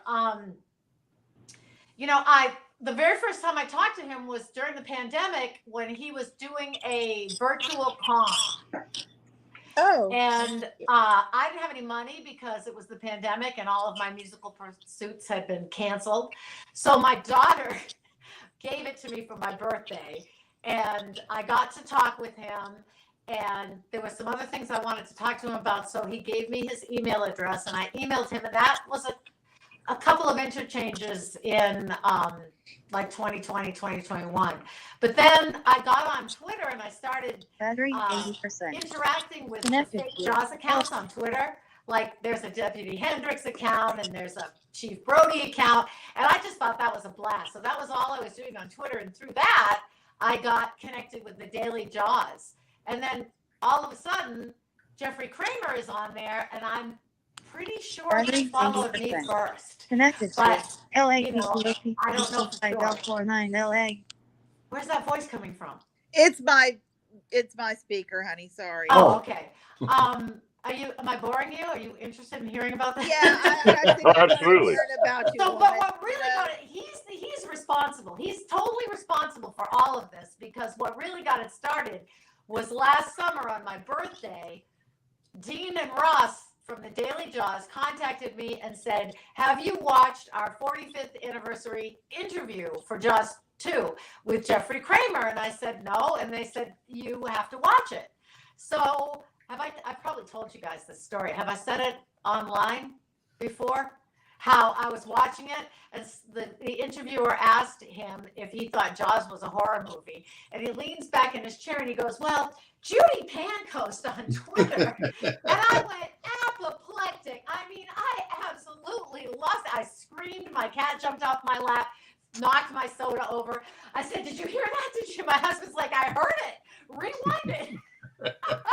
I rewound it like 20 times and he said my name. And I was just like 16 again. I was like, I can't even imagine if I could go back 49 years and tell 16-year-old Judy that someday Deputy Hendricks was going to say her name.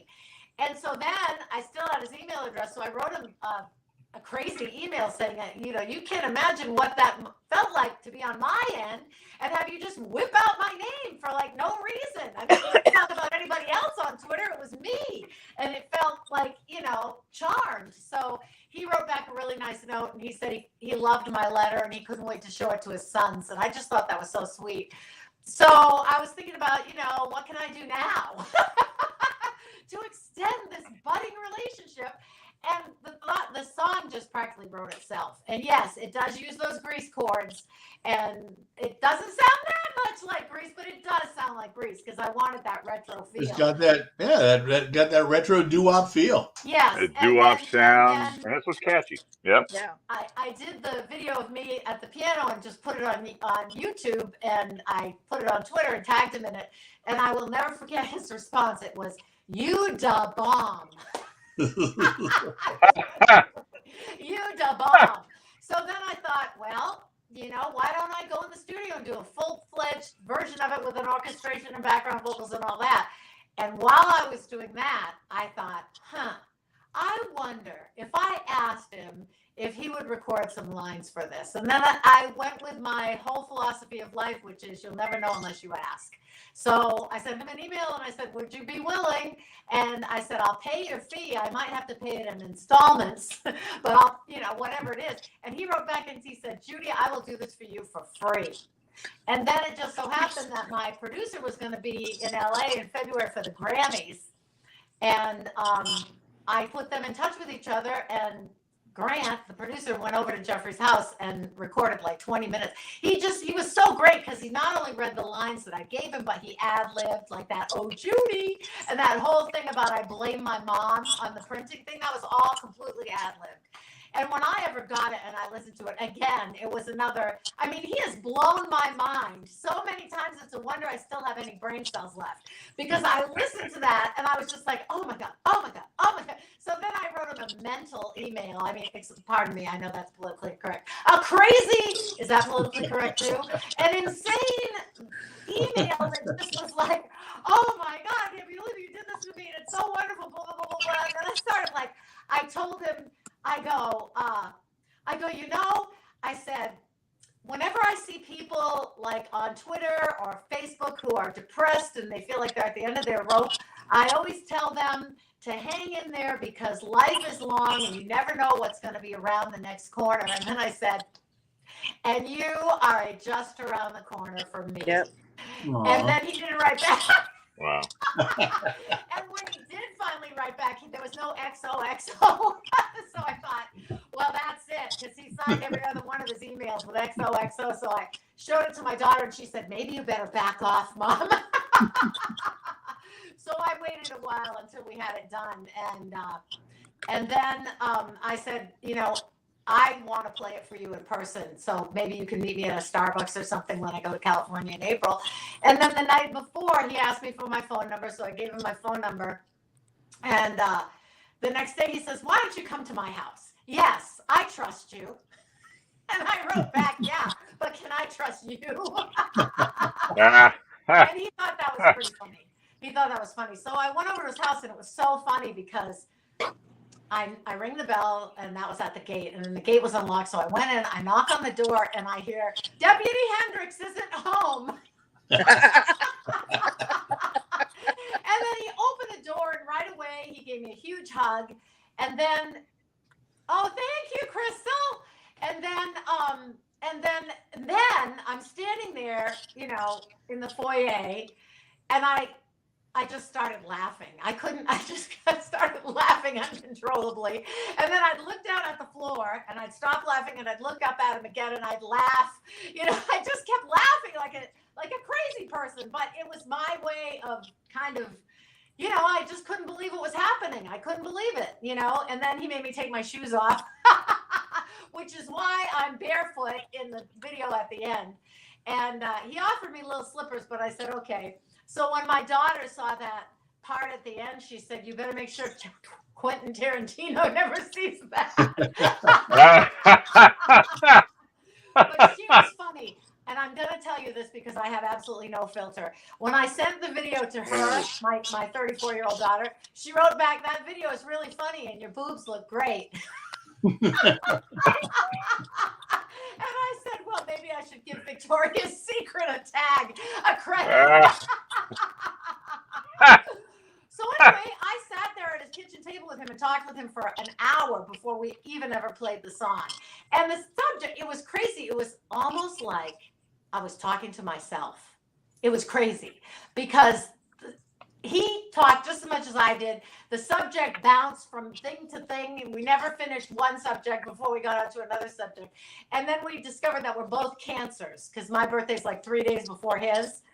So that's the disaster right there.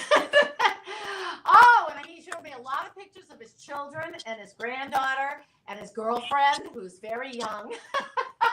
I probably shouldn't tell you that, but she's younger than me. And, you know, she's hot. So, hey, it's great. And and then I played the song for him. And then we sat and we watched the video together, and he loved it. He gave it his seal of approval. And then we did that little bit toward the end, and for the ending credits, I mean the post-credits scene. And then I left, and he hugged me like 3 times and gave me a kiss on the cheek. And when he gave me a kiss on the cheek, he had his arms around me, and my knees buckled. It was like he was holding me up. I mean, I've been on cloud 9 for a week. It was a week ago. I can't even believe it. I've been on cloud. Have you seen the picture of me with him? Look how happy I look. Yeah. Like, Oh, absolutely, yeah. That was a good picture. yeah, it is a good picture. That's I think a great it's a good picture. too. So that's the story. That's the whole story. It's just been unreal. Surreal is the only way I can describe it. I don't know how else to describe it. He asked me, you know, how I came to be such a fan and if my whole family was like that. And I said, yeah, my whole family. My mother used to buy movie magazines, and we started going to theaters to meet the stars, you know, outside the show and stuff. So yeah, my whole family they're not around anymore, but fanatics, crazy fans. So I come by it honestly. So that's it. So what do you think? I mean, do you think it will go places? Do you think people will watch it? What do you think? Oh yeah, absolutely. Well, I set it up on Spotify. I set it up on. I go through CD Baby, and they put it on all the streaming platforms. Yeah. But when I went to put it up, I realized I had no cover art for the. You have to have cover art, like even if it's a single. So I got to find somebody to do that for me, and then it'll be ready to hear. The song will be on all the streaming platforms. So. That's awesome. And I think that come a year from now, you need to kind of get some preparations to be floating around the island, because I think this is going to be a popular song in Martha's Vineyard. Do you think so? Do you think so? Yeah. Well, you know, Mike had said if he had his way, I'd be singing it to Jeffrey Kramer on stage, and I'm totally up for that. That's right. You know, there you go. That's right. I'll take care of it. If he wants to be in the same room with me. I don't know. But you guys are going to see him like in July, right? You're going down to Florida? Yes. Are all three of you going? No, I'm not going to be able to go. Not. Yeah. That's too bad. Yeah. So, so I guess you can test the temperature then and see if he's crazy. Yeah, it's going. Poke him with a stick, Mike. Make sure he's okay. What's that? He'll be fine. Well, you know, he did me a favor, and he called Jeff Whitmire, the guy who produced the video. And I took a video of him calling Jeff, and in it he goes, I survived Judy Pancoast. He goes, just barely, but I survived Judy Pancoast. But he was a great sport. I mean, he called Jeff, and Jeff was so excited because he didn't know he was going to call. So Jeff was like, he couldn't believe that he actually talked to him.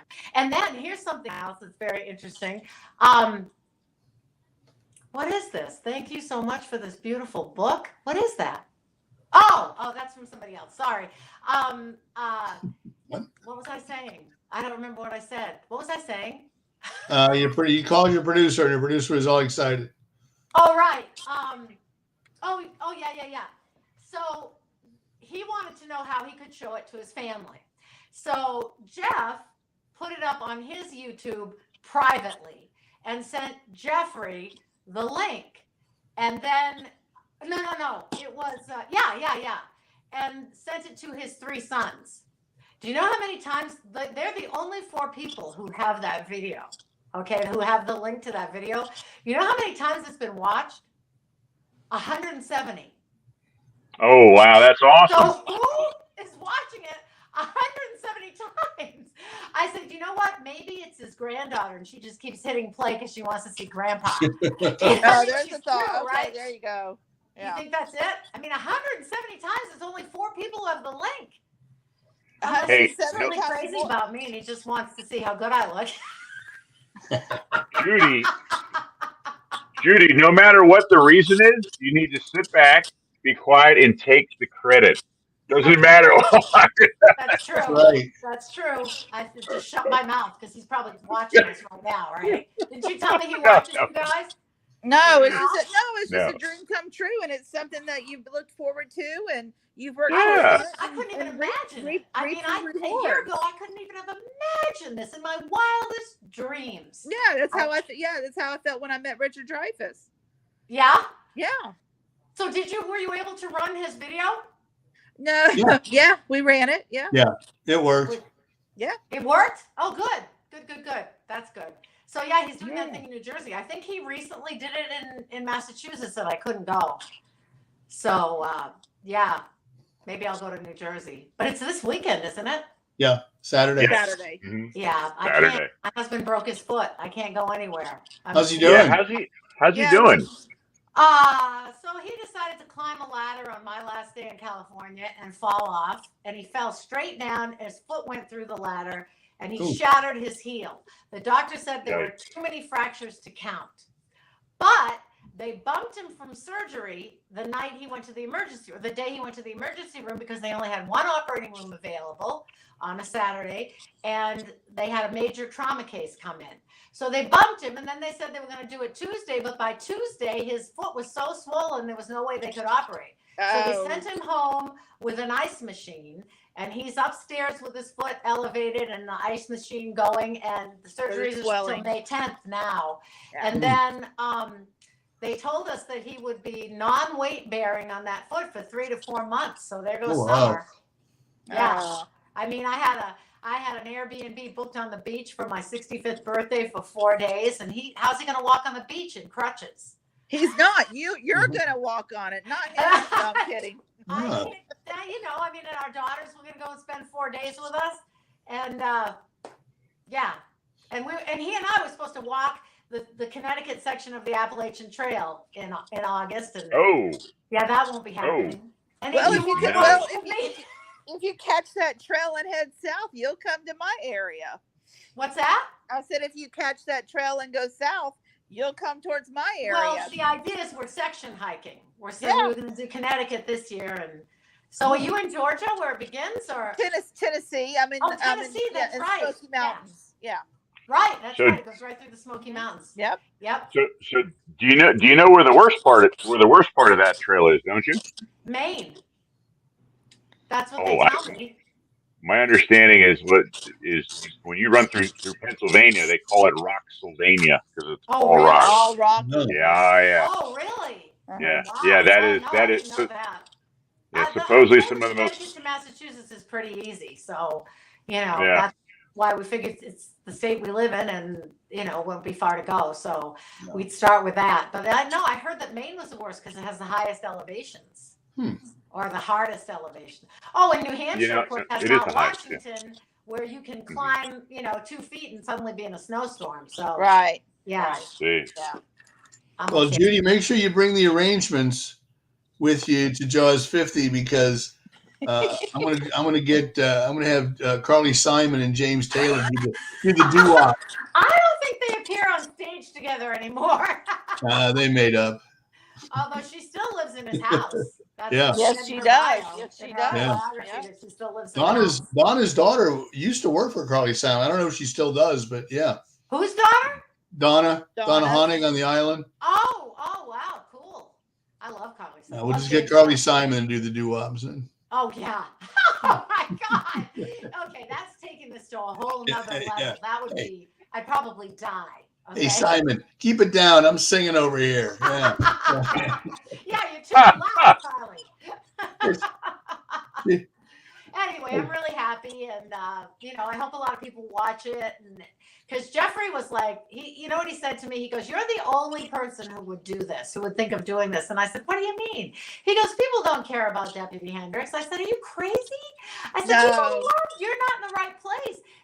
He says, "Well, I go to these cons and Dreyfus has a line out the door and I just have a few people." And I said, "Well, you're not at the right cons then, because people love you. People adore you. I don't even know why you think that." So, Absolutely. hopefully he'll get some love from this video. I hope. There you go. There you go. Definitely. 100%. That's what I'm hoping. 100%. So thank you for showing it and for allowing me to come on and tell us secret things about Jeffrey Kramer that he told me, and now he'll probably be even more mad at me because I told you I had a hot girlfriend. But I'm not going to tell you how they met. I do know that, but I'm not going to tell you. I will keep that to myself. Maybe privately, but not. It's like not the, in a it's like the broadcast. Housewives of Amity Island right now. Yeah, that's it. Judy, Oh my God. Judy, I found this for you because you'd asked about it. I don't know if it'll show up. That was Let me That's hold you. on a second. Who is that? Keith Carradine Oh my God! when he signed my album. Look how young you guys were. Yeah, Oh my God! When was that? 91 maybe. Really? Wow. There's a video of him on YouTube somewhere just not too long ago, and he's singing. I'm easy. I'm easy. As I like an old man. He did it for some kind of fundraiser. It's just him and the guitar singing. It sounds better than it did on the record. Yeah. Wow. Yeah. He wasn't even a songwriter, and he wrote that. I know. It's incredible. I bought the 45. Yeah, me too. I didn't even see the movie until just recently. I was very curious about it, so I watched it. But that came out in the 70s. The best movies came out in the 70s. The best. Came out 75, Hands down. 8 years. It was up against Jaws for Best Picture. Yeah. Oh yeah, that's right. Yeah. Yeah. Yeah. We had the best movies back then. So anyway, I'm on cloud 9, but now I feel like now that the premiere has happened, it's kind of like I don't know what to do next. Now you just sit back and enjoy. What's that? I said, now you just sit back and just enjoy. And couple things, Judy, before we wrap up here. Number one, really appreciate the fact that we were able to show your video. I felt like we kind of premiered it on here, for some of the Jaws fans, and so that was really cool. Not to just have it on, but for us to sit back and kind of all enjoy it together. And then, getting you to come on and talk a little bit about it, we really appreciate your time and coming through to do that. Me. Anytime I can talk about anything to do with Jaws. That's why we're all here. You just call out my name.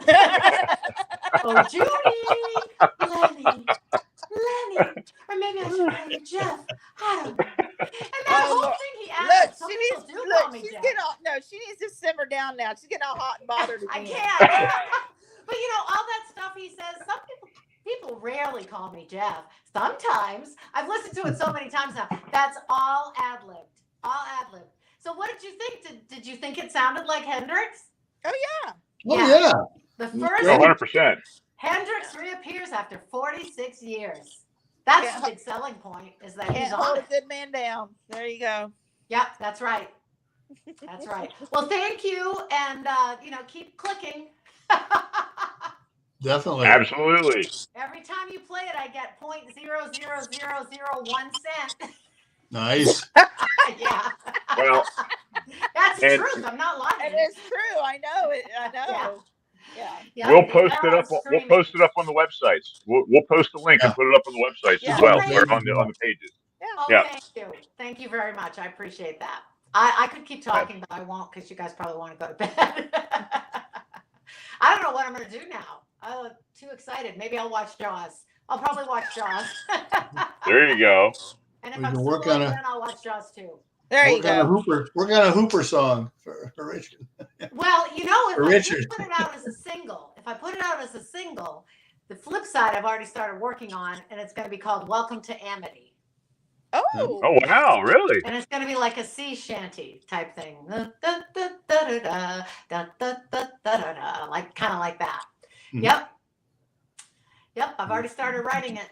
Interesting. Ah, But the eager deal for that I that. have with Jeffrey is we're going to see how the video and the streaming goes, and then we will decide about making a 45 available. Oh, cool. Okay. Yeah, Good. because Yeah. he's not feeling optimistic, so I don't know why. Well, He's feeling he needs maybe love. maybe the Jaws fans will prove him wrong. How about that? I hope so. Because Yeah. I would really like to do that and and donate the proceeds to the Tourette Association. Oh, that would be great. Yeah. Wow. That'd be Awesome. So, and Yeah. and he could Great sign them at connection. the Jaws 50 celebration and everything. That would be great. Yeah. So All maybe for you guys a can all talk for him a into good it when you cause. see him in Yeah. July. What's that? I said it's all for a good cause and admiration. Right. Yeah. To honor him. What a great guy, honest to Yeah, God. he is super sweet. He Oh, really is. amazing. He doesn't seem at all his age. No, he doesn't. No. No. He doesn't. No. I He doesn't- mean, I saw someone. He doesn't else seem over my the- age. Right. I saw someone else over the weekend who is another famous person who shall not be named, who is 1 year younger than Jeffrey, who seems like he's 10 years older. So Jeffrey must be living right. Yep. So I agree. I'm not going to say maybe it's his young girlfriend, but anyway. We'll say it's As long, Estee Lauder. as long as you don't say it. As long as you Listen, don't he was say it, so- that's Don't fine. say it, He's Judy. showing me pictures of her, and I go, I don't want to see pictures of my rival. Oh, that's He hilarious. laughed.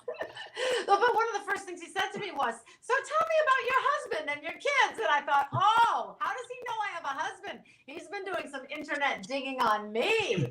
And, it's like he wanted to establish right away, look, you're married, so don't come after me. Okay, I'm talking too much. I'm sorry. I'm going to be in trouble. No, you're good. Okay. All righty. All right. No time Thank out you. for you. Thank you. Thank you. Thank you for everything. Thank you. You're Thank welcome, you. Judy. Thank you, Judy. That was a lot of fun.